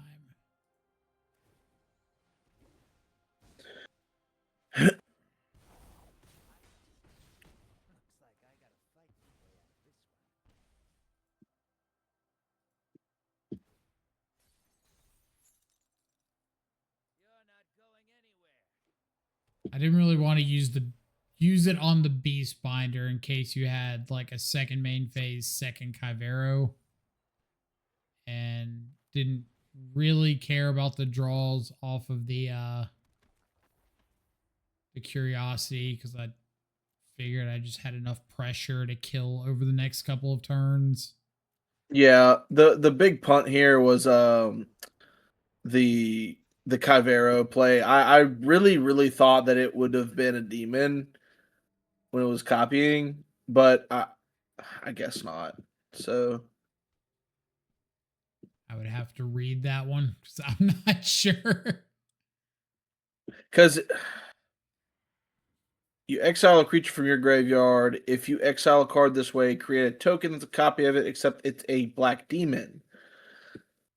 Kyvero says you may have it enter as a copy of any creature in a graveyard, except it is Kyvero.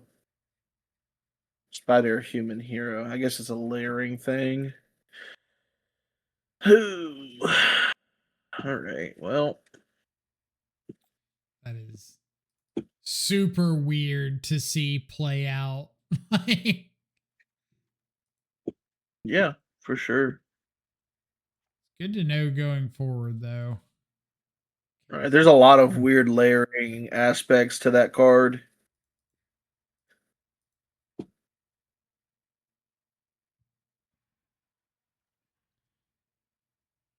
think I'm just boarding like this. I know this is, like you mentioned, a matchup in the or the people talked about in the Discord, being very curious about, and it seemed like most of the times that we've played this matchup, or I've played this matchup on the ranked ladder or whatever, that the Dimir side, there's a lot of times that like the Reanimator side has to go for sort of a value reanimate instead of a game winning reanimate. And it seems like a lot of times when there's a value reanimate, Dimir's able to kind of swarm that over pretty well, but not usually the case. Like, it's really difficult to get the resources together for a game ending reanimate.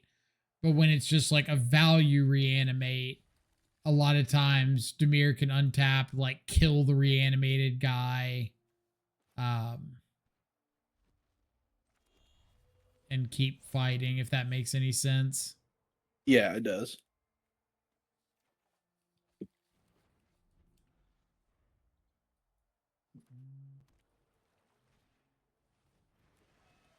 I like to vacuum your ghosts. I'd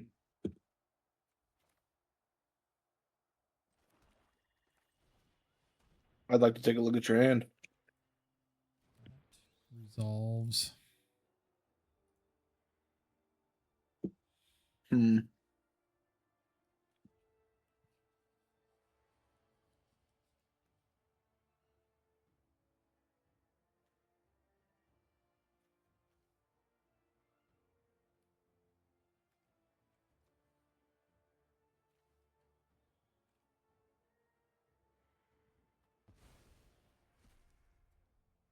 Shot the sheriff.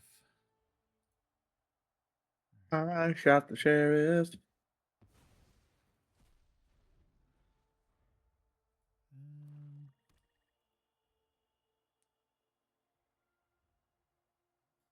What do I want to run out? Run you out.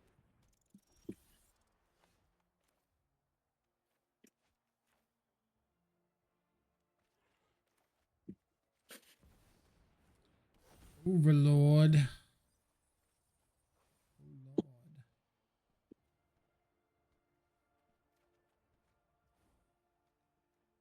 Got a Kyvero.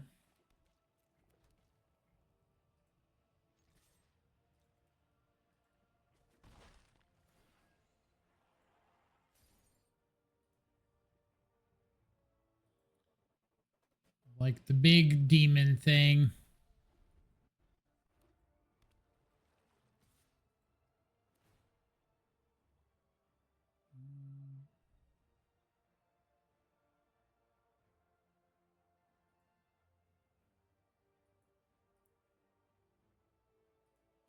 It's not gonna make the bat a 2/2. Don't be jealous of my that you didn't expect to see me here. Your secrets didn't stay hidden for long.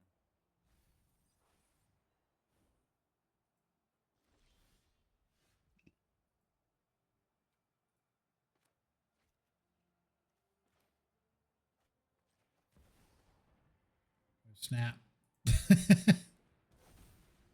It's a lot of overlords you got over there. Yeah, it's just a couple.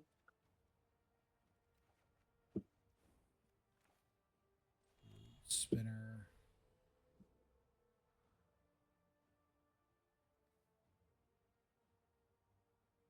Hmm.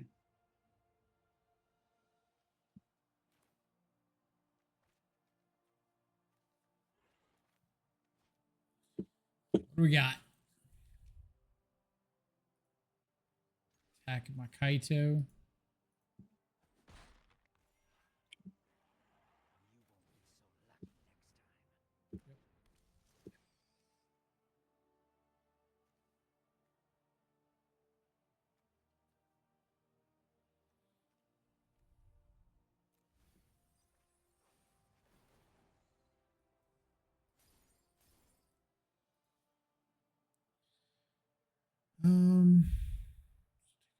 Bookworm.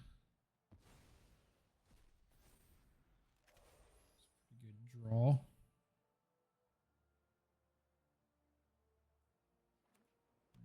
I think we need to start trying to beat face.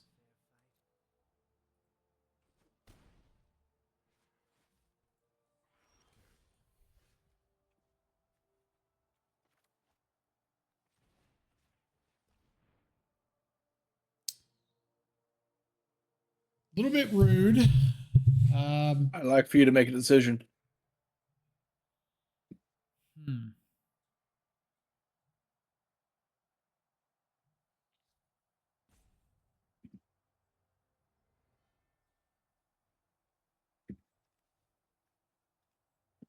Get a little bit of It's information. something regardless.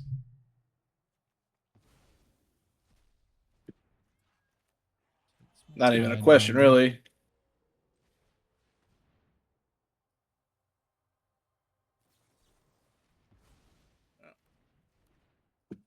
All right, combat.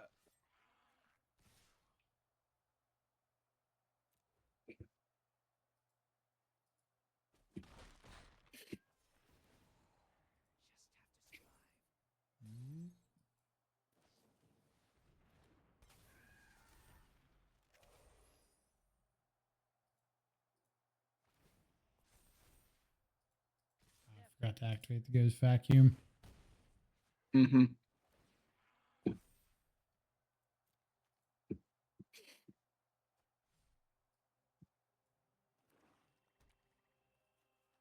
It's a whole lot of beast ponders in your yard.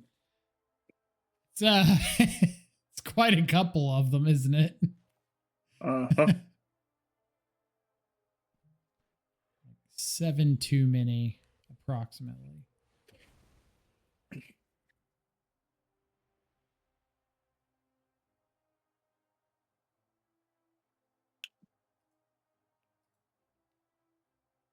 How many card types you got? Bunch. Yep.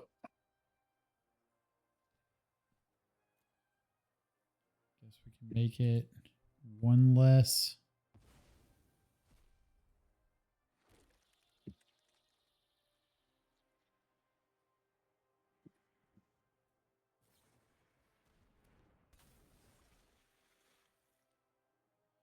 Not my deep cavern bat. Just out here trying to save my Kaito for a turn.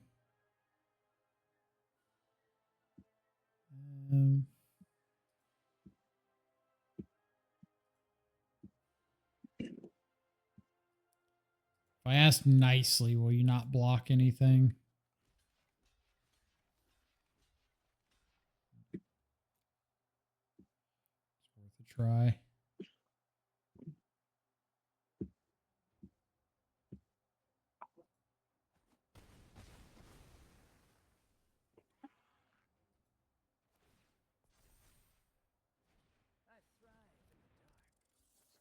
All right.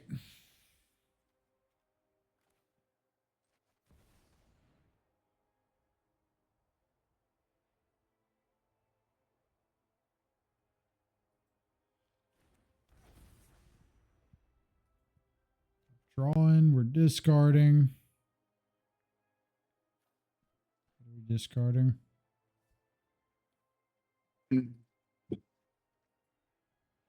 This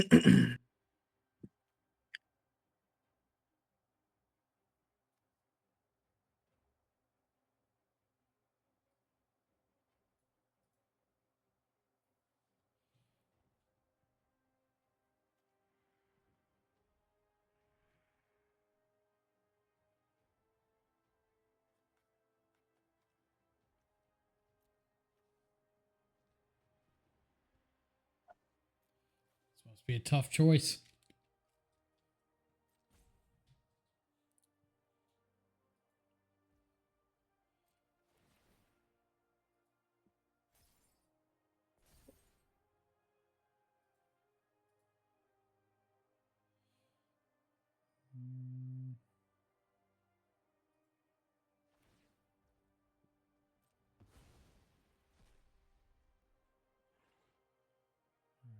I am going to assume you don't have anything counter spelly.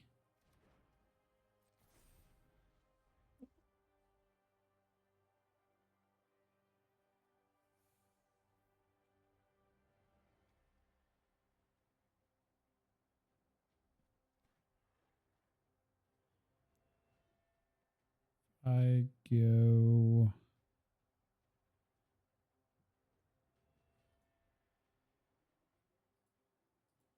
Does this need to activate 14 cards?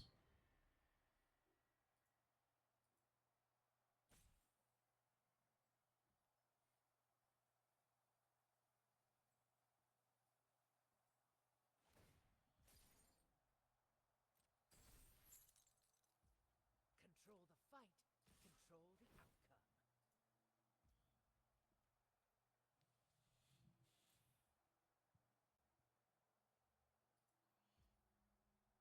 outcome. Mm.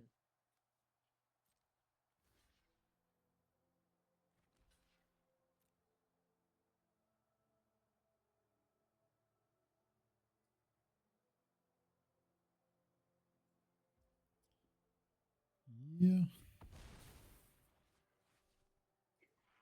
All right.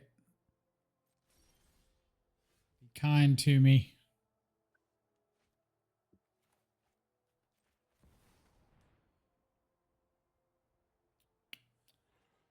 Harvester of Misery.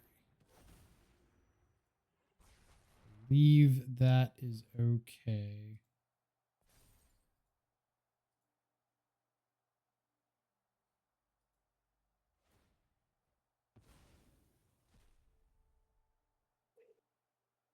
Mm.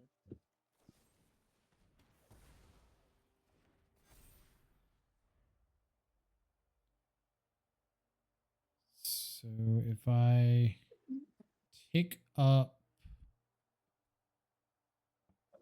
Kaito, have to I mean, if you have block. removal, then I do it's just not have removal. Just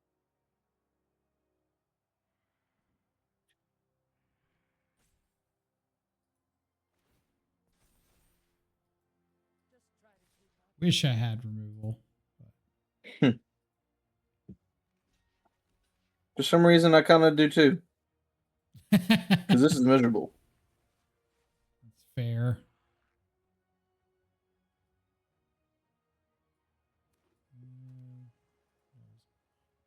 Well, Here's-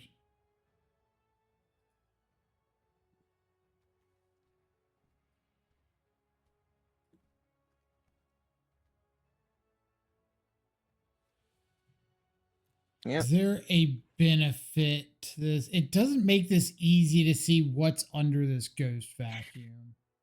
well, you've got 4 creatures, Yeah, and I know there's and 2 Kyvera. Had you done that pre-combat, you would have killed me. Is there a removal spell in there? No, you have Adrian, which grabs you a creature out of my yard. I see. So we'll just let's chop it I up. didn't know that's what that card did. Yep. That's on me. All good. Fair enough. No, I had another Kaito in hand. So it was like I could stun down, but at the cost of not being able to attack with my Kaito. So not a removal spell. You Okay. can also do the old trick of tap down Kaido on my Kaido uptick. Tap down Kaido on your Kaido uptick. No, so you tap down my creature with your first Kaido, and then you swing. My first Right. Kaito only had 1 loyalty, so I couldn't minus it. Oh yeah. My bad. Otherwise, that would have been the play.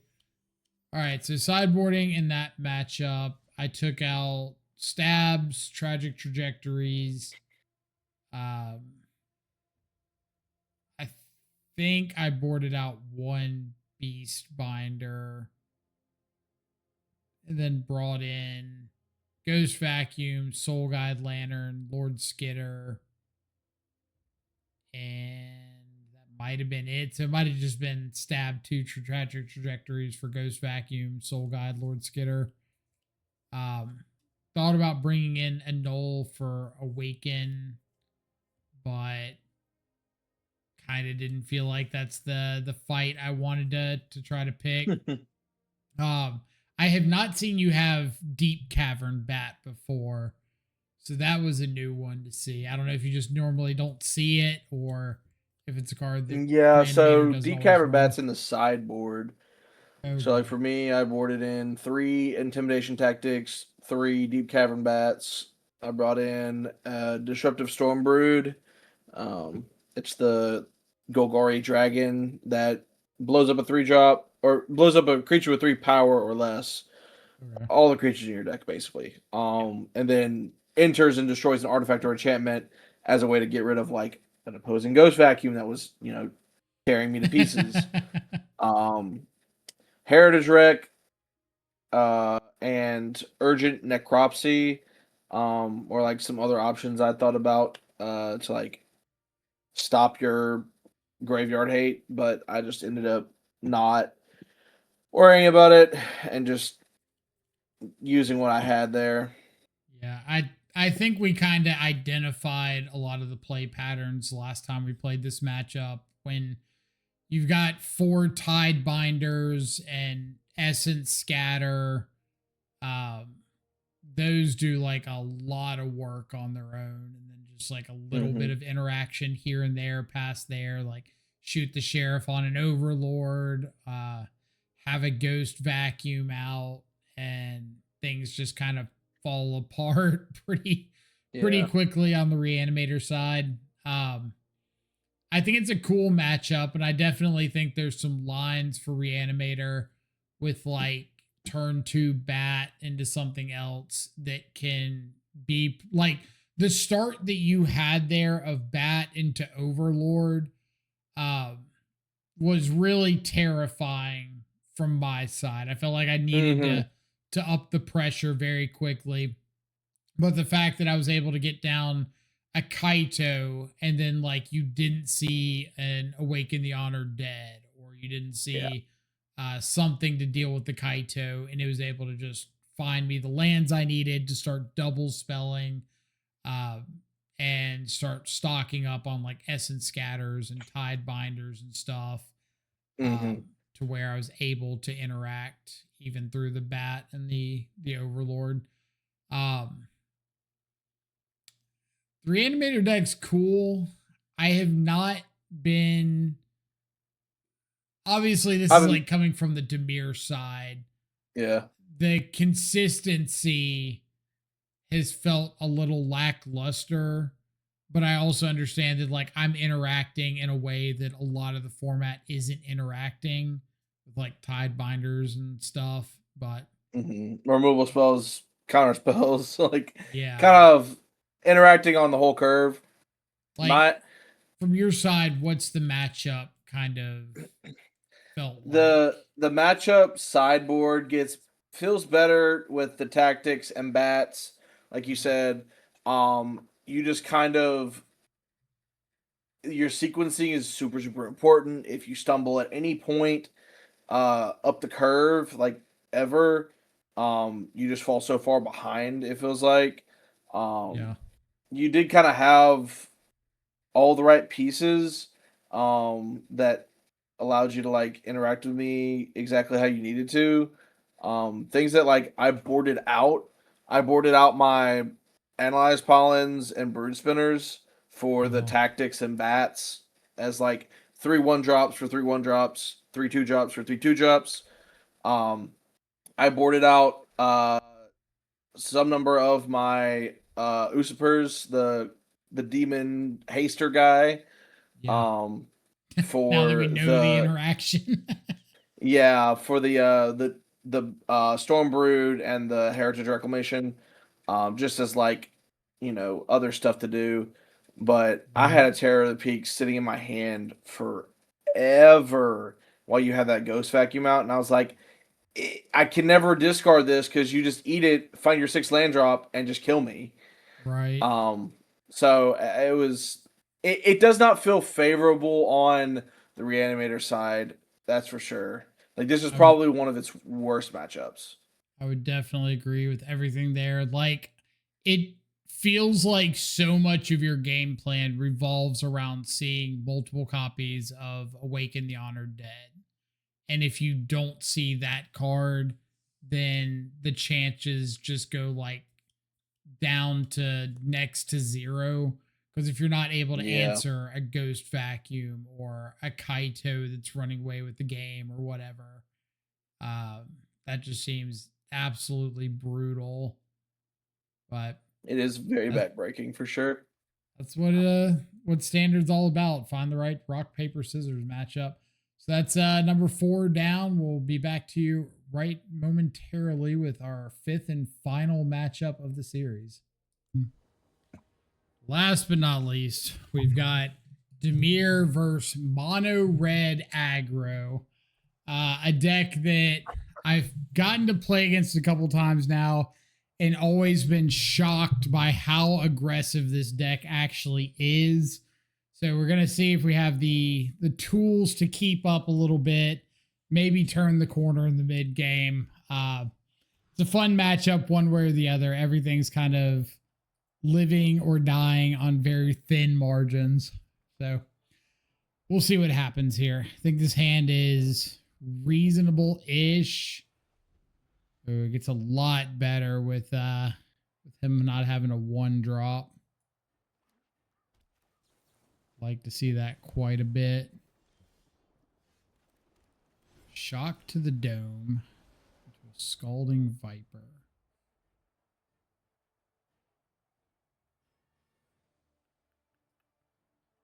What do we think about a Scalding Viper?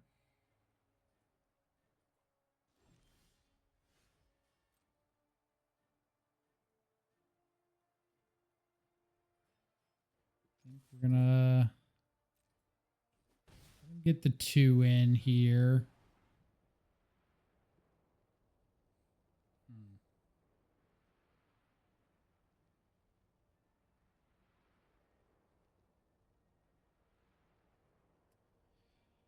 I don't really want to get pinged for 2 whenever I cast something. We'll get you out of here. That's not bad.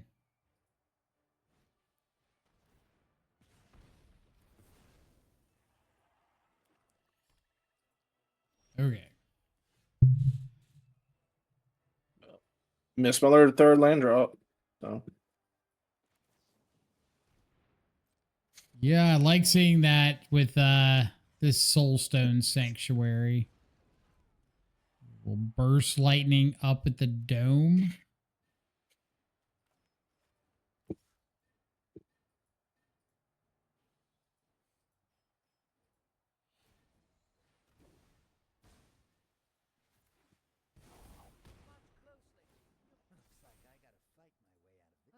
Definitely ticking up Kaito pretty aggressively against the red decks. If you have to use multiple burn spells to kill it, that's a big plus in my book. Plus, we just need to end the game like as soon as possible once Kaito comes down.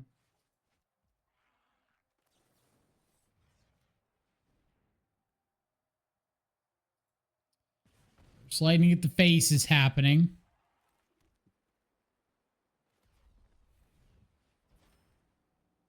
Nova Hellkite.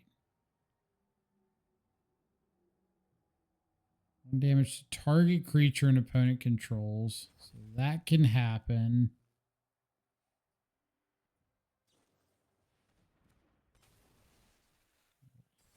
You may warp that thing back to hand.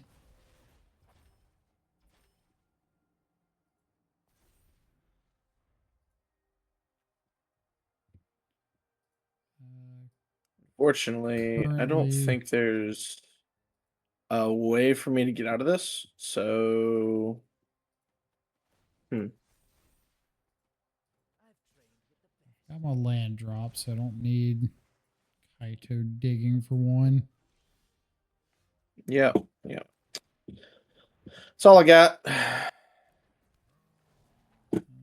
think it's tied bundered. We go to the next game. Fair enough. Fair enough. Missing land drops, unfortunate. Yeah, missing land drops hurts quite a bit in a spot like that. You not having like a 1-drop there made that hand so much better because I could just like play my land painlessly and then start interacting on like turn 2 or 3. And when you're stuck doing like 1 spell a turn, that's a pretty rough spot to be in.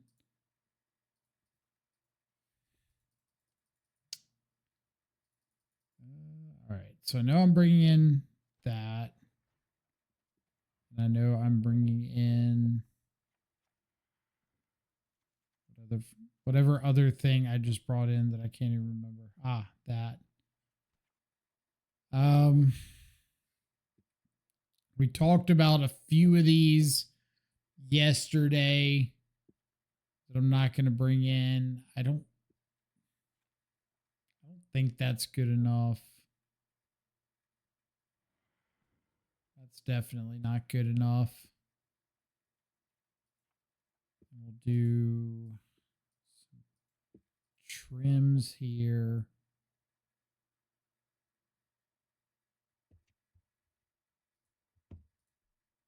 Lackluster. Probably just get rid of like 2 of these. Luckily, I think that was the first non-game we've had in this series. I think you're Just right. because, like, yeah.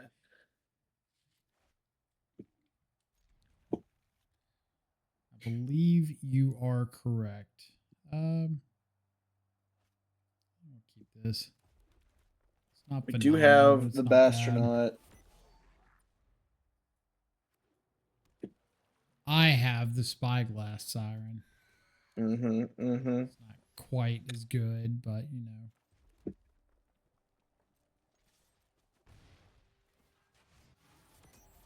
Ladies and gentlemen, start your engines. Magebane Lizard.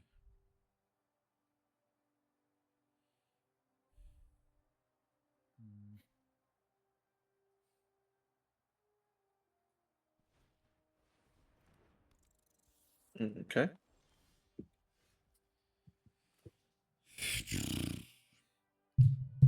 I can see my hand getting very, very awkward very, very quickly.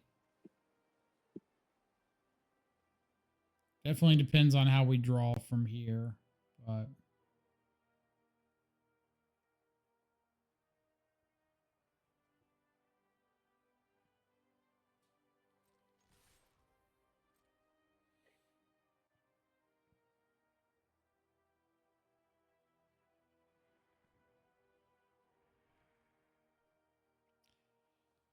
So you're giving me an opportunity to block this Bastronaut. Does that...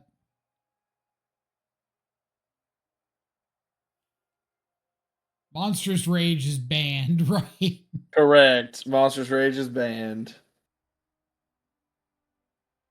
What am I scared of? Like, if I double block and you go Pomp, you just kill the Beast Binder. If it's Pump plus removal, then I'm staring down Mage Bane Lizard. But I get Bastronaut off the board.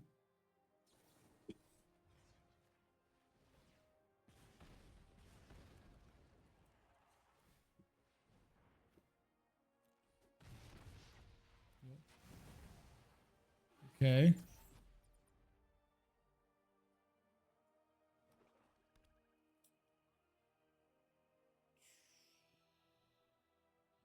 What are we doing?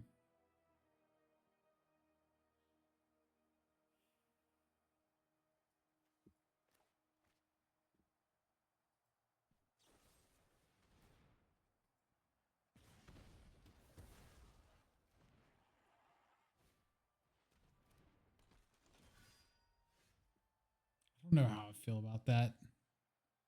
Like spinning a spell on the Mage Bane Lizard. It's not killing me fast, but I feel like it's going to get fairly annoying over time. Yeah, fair enough.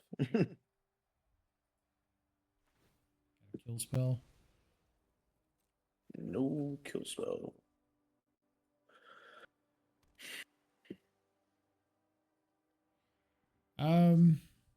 If you got Cecil in this spot, are you just sitting back and using it as a removal spell, or is there like a big incentive to start trying to flip it? I think it depends on your life total. I think like the higher you are, you're more incentivized to swing.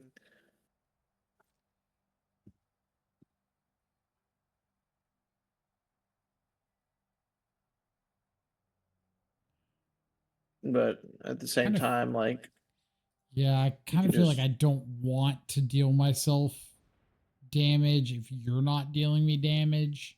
Mm-hmm.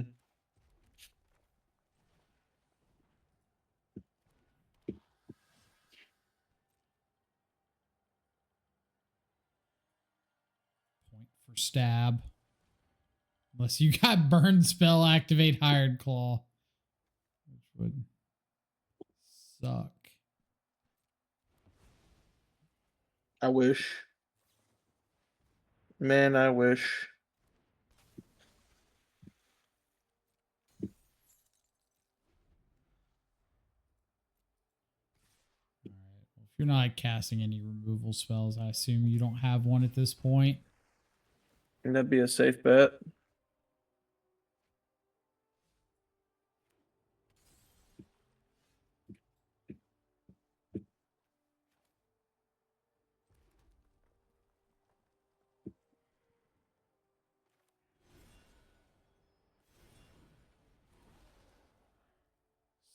Scalding Viper.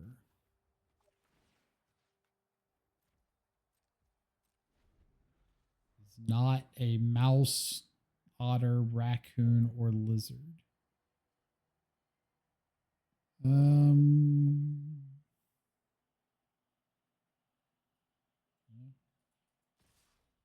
Yeah. All cards. Don't mind if I do.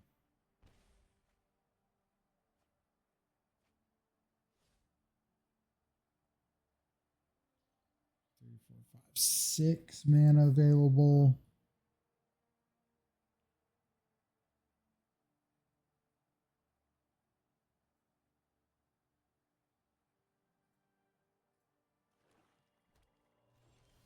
Go ahead.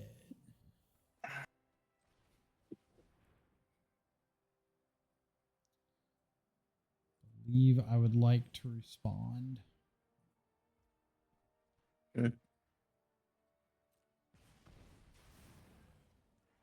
That's also a hasty lizard, isn't it? Mm-hmm. Two.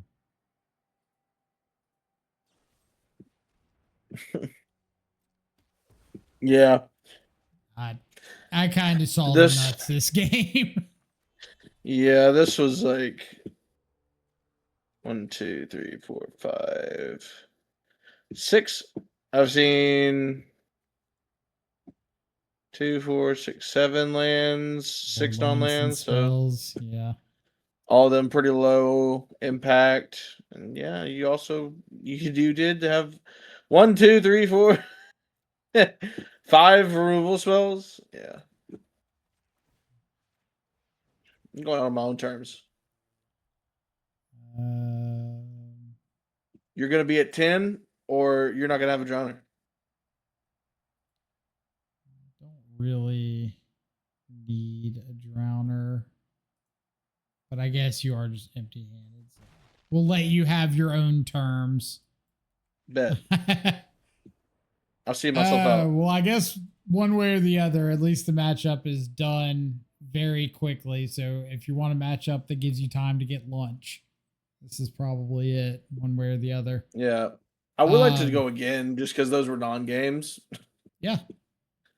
Yeah. Sure, the people at home wouldn't complain about seeing one more run of the matchup.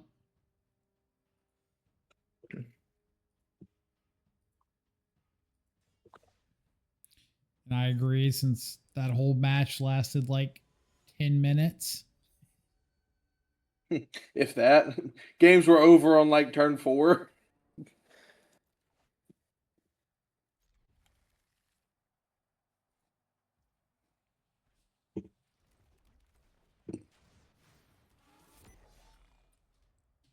Little bastard daddy.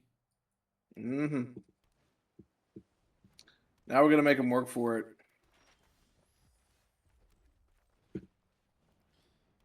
Oh boy.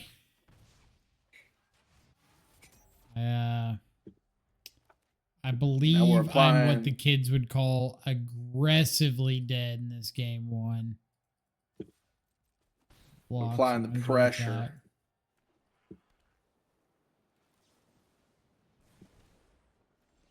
I'm shocked. Shocking. Stop that one. Cannot stop these ones. I mean, I guess there's a world where you just have like absolutely nothing. And we can kind of claw back in. Slim chances just make victory that much sweeter. Take a break, will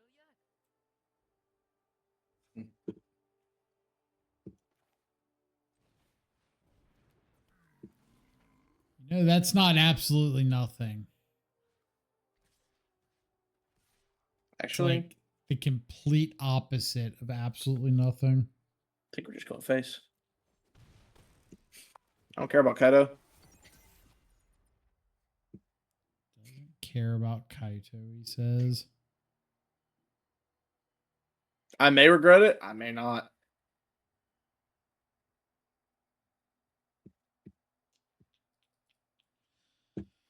Hmm.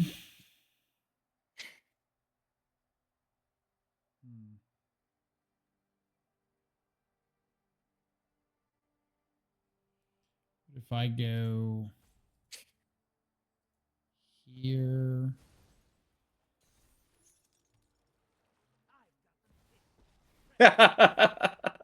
here.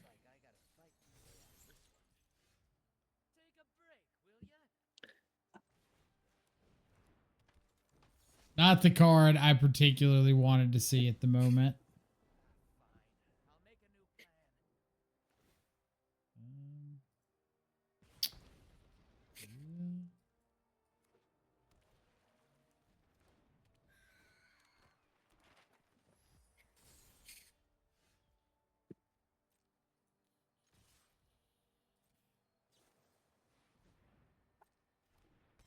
plan. Something I can has cat. Nope. All right. Fair enough. No. Okay, so if I chump the needlehead, I'm going down to 7-6 after I draw.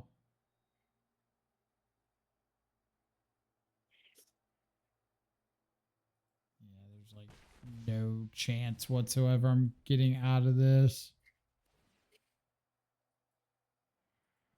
I think I would need to even have like any remote chance. I would need an untapped land here to Soulstone plus play a 1-drop. But I've got 2 lands in hand and they're both dealing me 2 damage. So that's not happening. At the very least, I'll make you do it.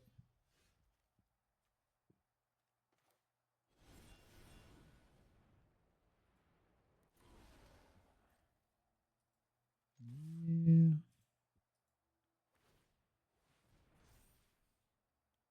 So block there. Block there. Block there.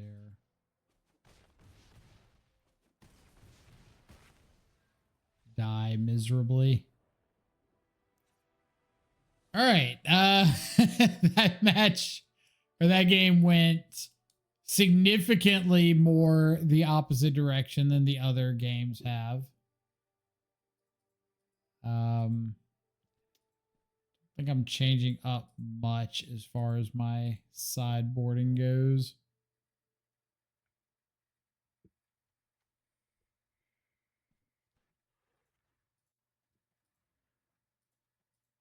Like something like that. Do a little trimming of some 1 toughness dudes around the dragon and then trim a couple of the high CMC stuff. Oh, wait. I'm not supposed to be going over sideboarding till after the match. My bad. Ignore everything you've heard in the last 12 seconds.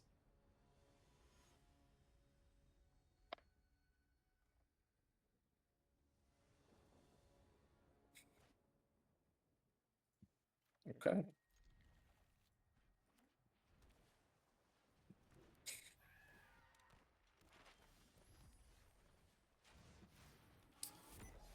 Yep.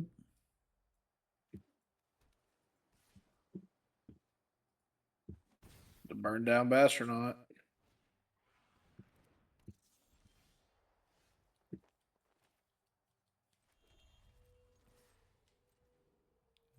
Cannot block.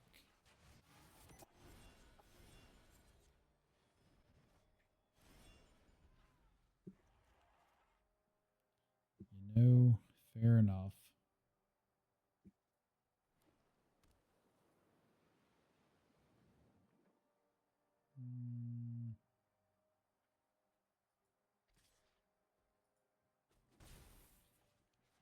Screwed up this turn.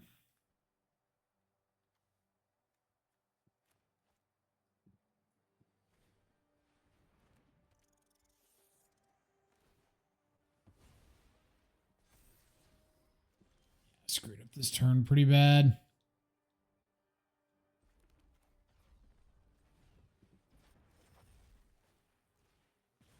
I see. I see, said the blind man.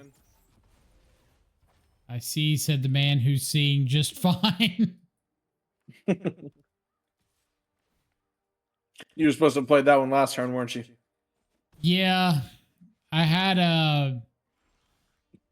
some 2-mana plays and I like really tunnel visioned into trying to get the Beast Binder up to 4 toughness so that I could survive like a potential lightning strike or something. And I should have just played the Restless Reef. And I got really punished when I Tide Bindered and saw the black source on top.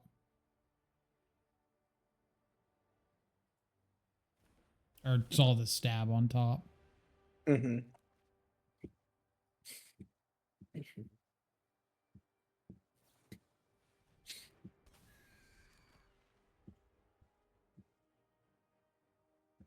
Doesn't have flying, does it? No, he has trample.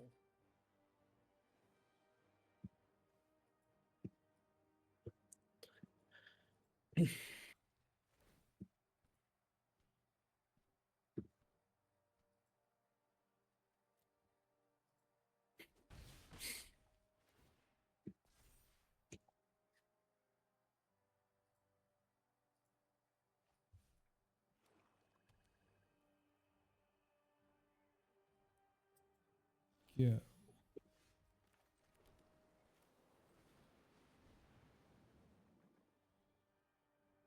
Tursa.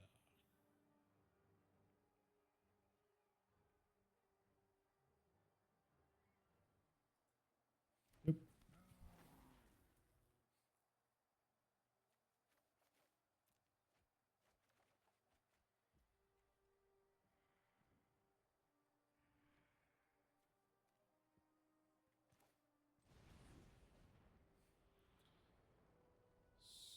Scalding Viper.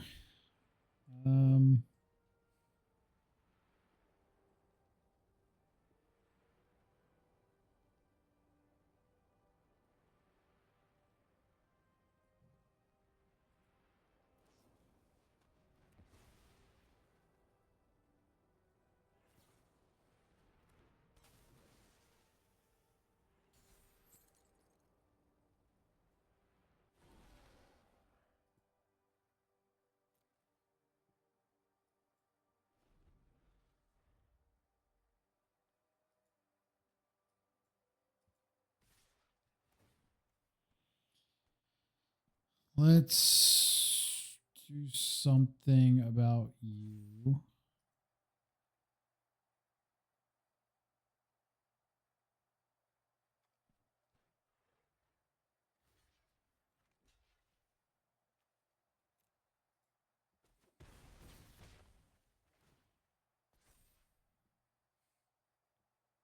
Interesting. All right, so we'll tragically trajectorize you. Let's see where that leaves us.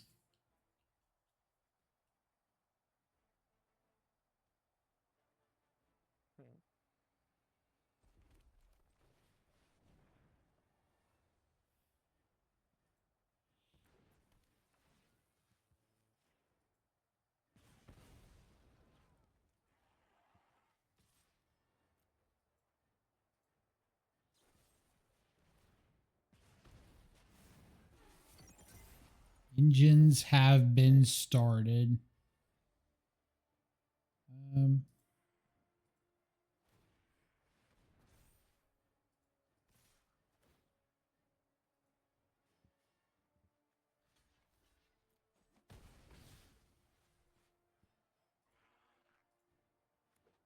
Shock.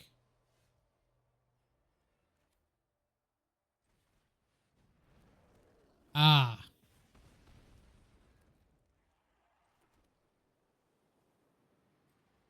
That's a good chunk of damage.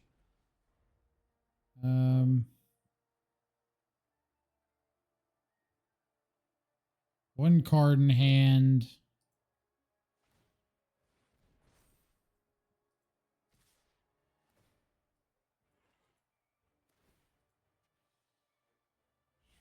I am what they call aggressively dead. Yes. Get to go to game 3. I keep forgetting that Lynx is a card. Mm-hmm. And every time it comes down, I'm like, oh, that's a 5 ball or 5 power creature that 4 balls me to the face. Doesn't sound like anything fun to deal with.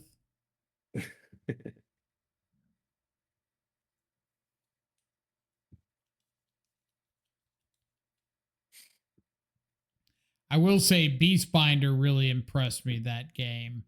Mm-hmm. That card looked Told you. really, really good there.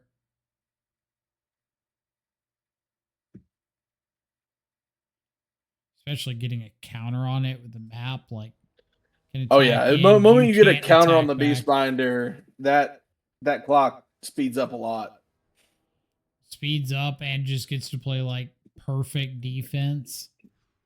Mm-hmm. Sure.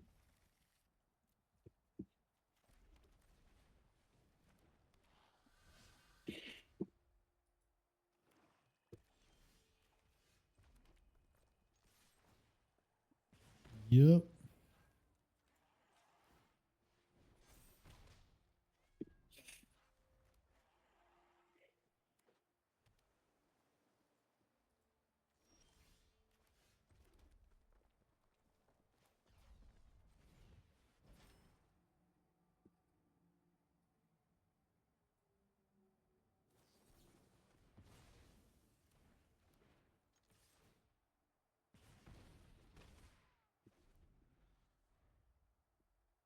does the damage off this hired claw get so out of hand so quickly?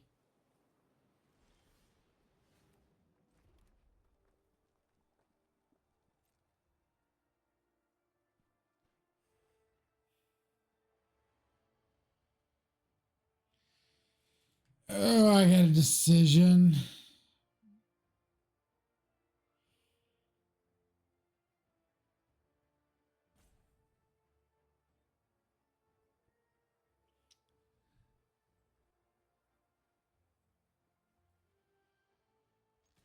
Hope this works out.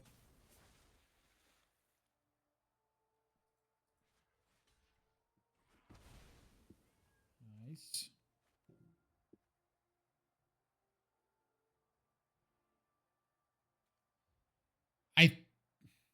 So I made that decision purely to be mana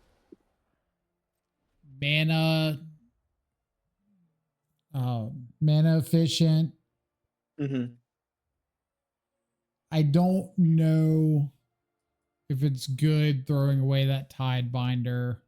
Because like if you just have a removal spell and you get to kill the Tide Binder and like keep getting in, it's really, really awkward on my end. But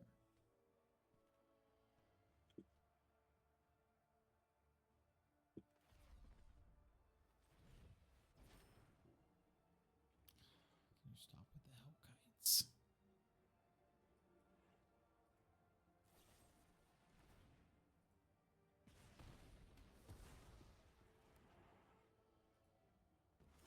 He's got a tap down creature for this. No, I've got a Bitter Triumph for that. Oh. That's better. That was where That's the much mana better. efficiency came in because I had like two drops I needed to cast.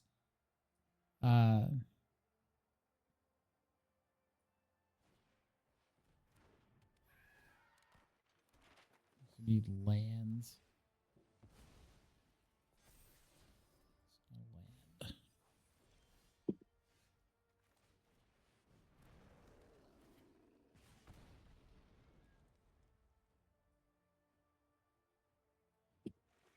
There's a land.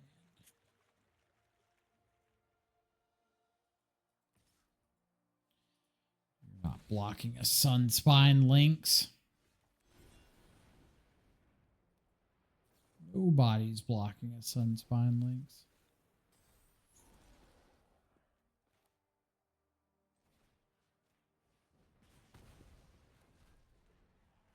Fair.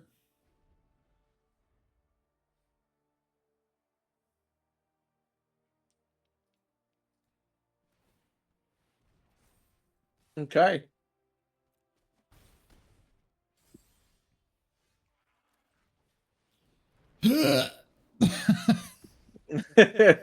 My soul. Oh no. This is Nobody's blocking the first Sunspine Lynx, but the second? getting out of hand. What about the third? This is getting out of hand.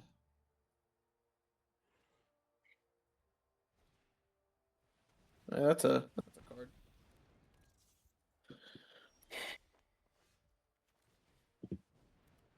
Oh no. Oh no. It's all running away.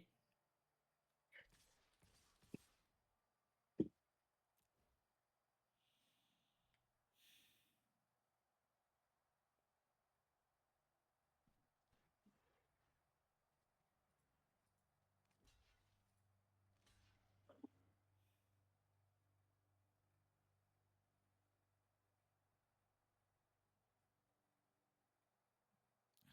feels so bad.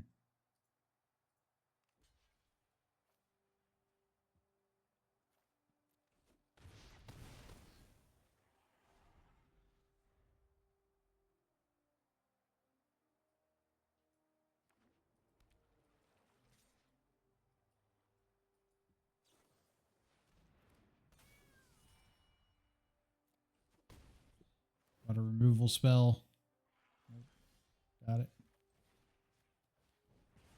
No! My cat. So I have to jump here, take 5, go to 1.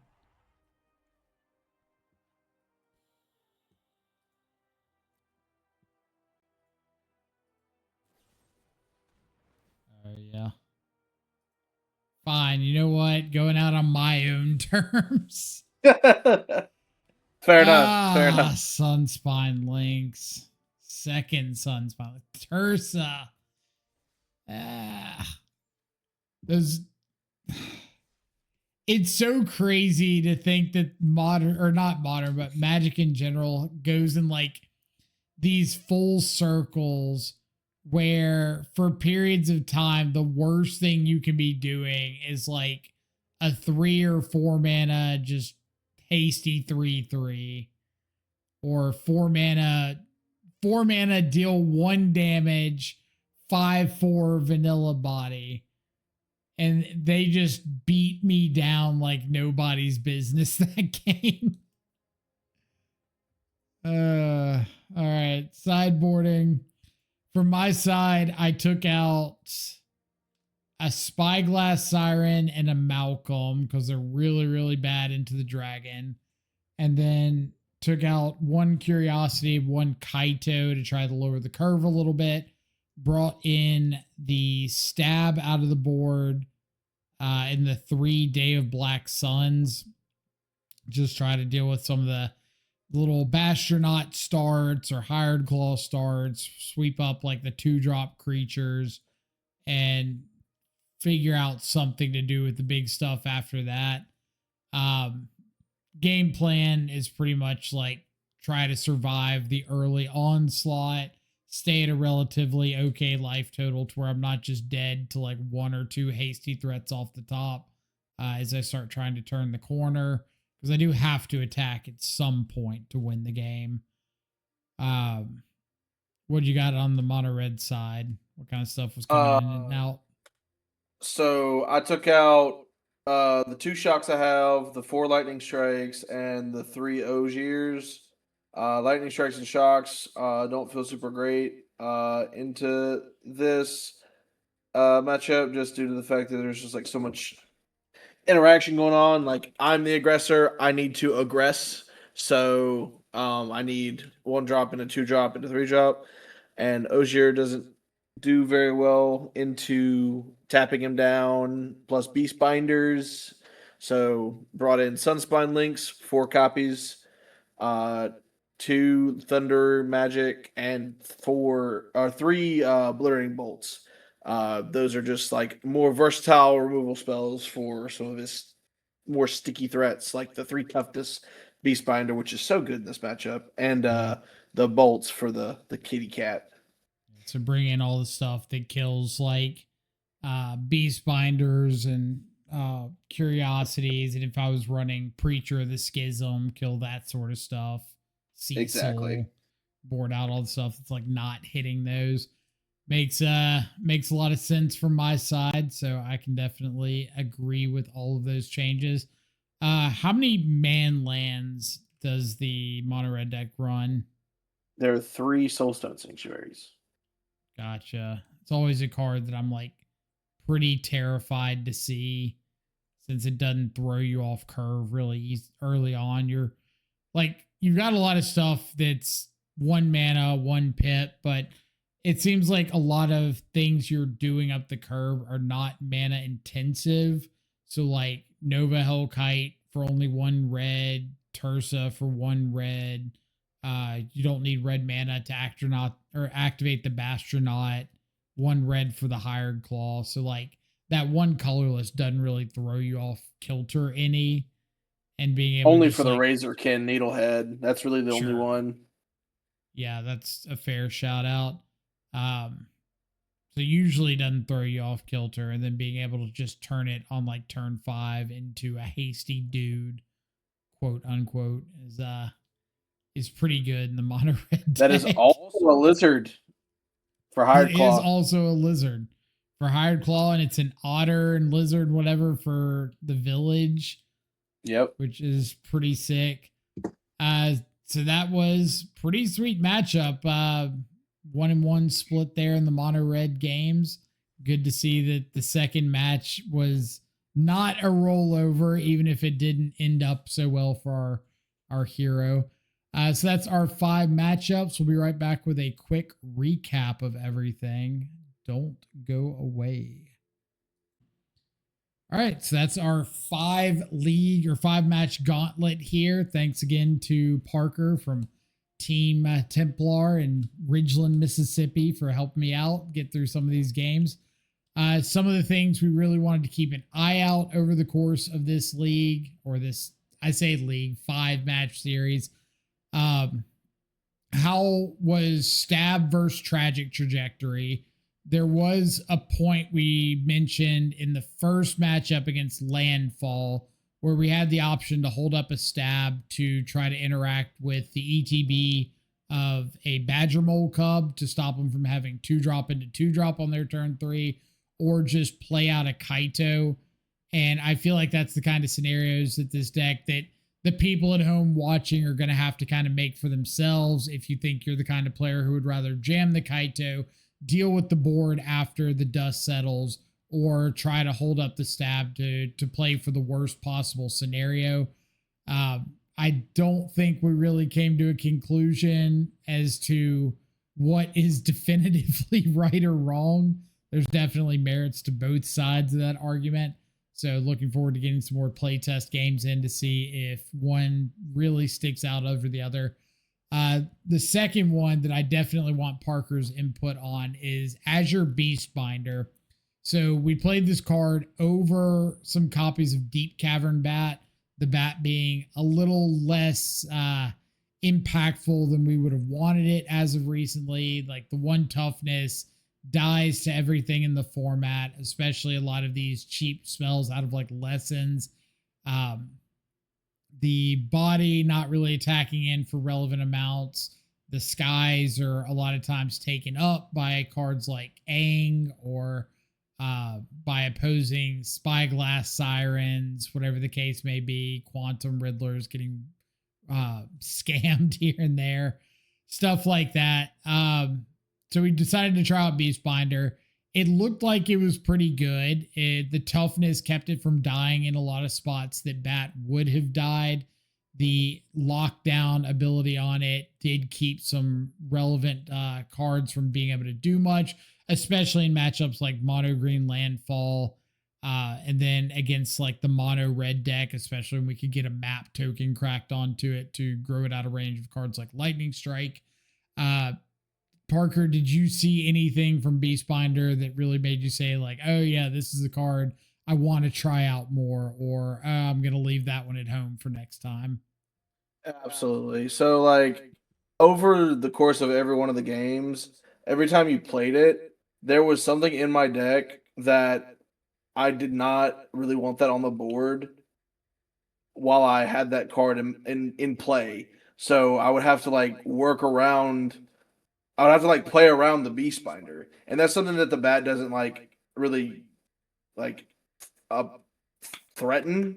And I really enjoyed that from your side. Obviously not from the opposing side, but it seemed really, really good over the course of all of the games. No, for sure. It's kind of like Tidebinder in the sense that it's got relevant text, like you said, in most of the matchups that we went through. Most of the matchups in standard in general have some sort of creature they're trying to get value from, and Beastbinder being able to lock down a bunch of those does seem really nice. I will say there were some awkward spots with Beastbinder and Kaito. Like there's already some awkward tension between Deep Cavern Bat and Kaito, because you take a card and then you want to ninjutsu your Kaito, but then you have to give them back their card. The difference is the timing. So like Beastbinder, you play it on turn 2, attack it on turn 3, ninjutsu, pick up your Beastbinder, play it back out on turn 4, and then you're not attacking again until turn 5. where like the bat, you take their card, untap, attack with the bat, pick it up, give them back their card for that turn on turn 3. But then turn 4, you can play your bat back out and take it again. So like you get the effect right away instead of having to wait another turn cycle. So I would definitely say Beastbinder's a little bit better as like a standalone just threat on board to keep doing its thing and lock something down. Not as good of a Kaito enabler, in my opinion. Like it can enable Kaito, but the play patterns around it are a little more awkward. It seems like you want to wait until turn 5 to be able to attack with your Beastbinder, Kaito, pick up the Beastbinder, and replay it all in the same turn. And if it's on that side of, it kind of gets a little bit worse. Like we were saying, the synergy between Beastbinder and Kaido is not as good as I would say like the rest of the threats in our deck. It almost makes me feel like if Beastbinder is what we're wanting to be playing, do we want to trim on a Kaido and go up on a Curiosity? Because Curiosity is a lot better with Beastbinder, a lot more than Kaido does. A lot better than with Beastbinder. I agree with that completely, and it could be a situation of just like move the 4th Kaito to the board, because I do think I want access to 4 Kaito in the 75. Just because the card's nuts in so many games. It runs away with games. It really does. It does. Like there's a lot of cards in the format that either you get down your Kaito, tick it up once, and they can no longer kill it. Things like Obliterating Bolt. Or you get down your Kaito in general, as long as it's not countered and they can't kill it. Like if they don't have Get Lost exactly or something. In the sideboard, I tried out 3 copies of Annul. One of those for like the Lessons matchup. The problem I was running into is it doesn't feel like Annul has very much overlap outside of exactly Lessons. So it might be the case that it's better to trim those for something that's a little more versatile while still having game in the Lessons matchup. The 3 Duresses have been really good. Stab's been good. Ghost Vacuum and Soul Guide for the Reanimator matchup, but like Ghost Vacuum, you can also bring in any of your creature-based mid-range matchups because it does turn into a pseudo win condition late in the game. Negate's been good. The Day of Black Suns, I've been really impressed with against the aggressive creature matchups. The Talion has been surprisingly good. We saw in our matchup against the Scam deck, getting to hit the Thunder Trap Trainer to draw a card, lose a couple life, actually ended up being relevant, even though we didn't think about it. The Lord Skitter, I'm a little bit on the fence about. I don't see a lot of matchups where outside of like Lessons that I actively want Lord Skitter for. The tokens not being able to block makes it kind of awkward into any of the creature matchups, and the fact that Lord Skitter itself doesn't have any keywords, no like Death Touch or Menace or anything, just means it feels like it's got a hard time attacking in. And I don't know if the rat armies like make themselves go wide enough to be an impactful like secondary win condition. I know you're a little bit higher on Lord Skitter than I am. What is it about that card that you think really speaks to you a little bit more? Well, the 2 creatures that I have in mind are like the Lord Skitter and then the Eagle from the Avatar set. And of the 2, I think the Lord Skitter is just a better option just because it goes wide. They both get an immediate effect. One's a little bit easier to interact with, but just the fact that you're able to go wide and it has a lot more synergy with like Curiosity. You make Kaido enablers, and even though they can't really block, just like being able to go wide, is it can be more relevant than not. Although in our games today, I kind of fell off of it when I saw it on the other side of the board. I was like, Yeah, that doesn't feel very impactful because I'm just gonna Yeah. kill it because I remember in the prowess matchup we you played it, you got a rat, and I immediately went, okay, well, abrade the rat, power class him, and then wipe your board. Yeah. That's kind of my So fear with the card is I don't know how well it survives. It seems like the kind of card that if you are on 4 curiosity and maybe like 3 or 4 beast binder, that you can slot it into like the 3-drop creature slot in the main and feel fairly happy with it. Like it's got a little bit of disruption. It makes bodies, like you said, for enduring curiosity. But I think being lower on curiosity than Kaito, um, I'm not as interested in playing cards just because they're attached to a body. mm-hmm. And Lord Skitter's like secondary effects just have not felt that impactful to me. It hadn't felt like games have gone on long enough for the rat army to really come into effect. And then any of the matchups that it does, like if you get a Lord Skitter down and you make 3 rats and then you're able to attack in and your opponent eats 2 of them. Well, now that I got to wait like 3 more turns to grow out enough rats to attack again. Yeah, just a So little it too just seems slow like, yeah, if there was and like a not very lot of impactful. Dimir mid-range matchups and you needed like ways to make bodies to get around the tap effects and attack into opposing Kaitos and enable curiosities and stuff like that, I could see Lord Skitter being pretty sweet as like an alternative to Fabloom trick. But Mm-hmm. I just don't know how popular the Dimir mid-range matchup is going to be at the moment. But that's about all I got. I don't want to drag on the video too Yeah, much for of everybody course. watching at home. We'll cut it there. We're thinking about doing another testing video, so let me know in the comments down below if you're interested in this sort of content, if it's something that you want to see more of. We'll have links to everything from the deck list, the Discord, Twitter, the TCG player affiliate link if you're looking on picking up some singles, getting ready for Atlanta. Other than that, hope you all have a fantastic rest of your evening. Stay safe, enjoy some good food and company. I will catch y'all back live next time. Happy New Year and adios for now. Later, y'all.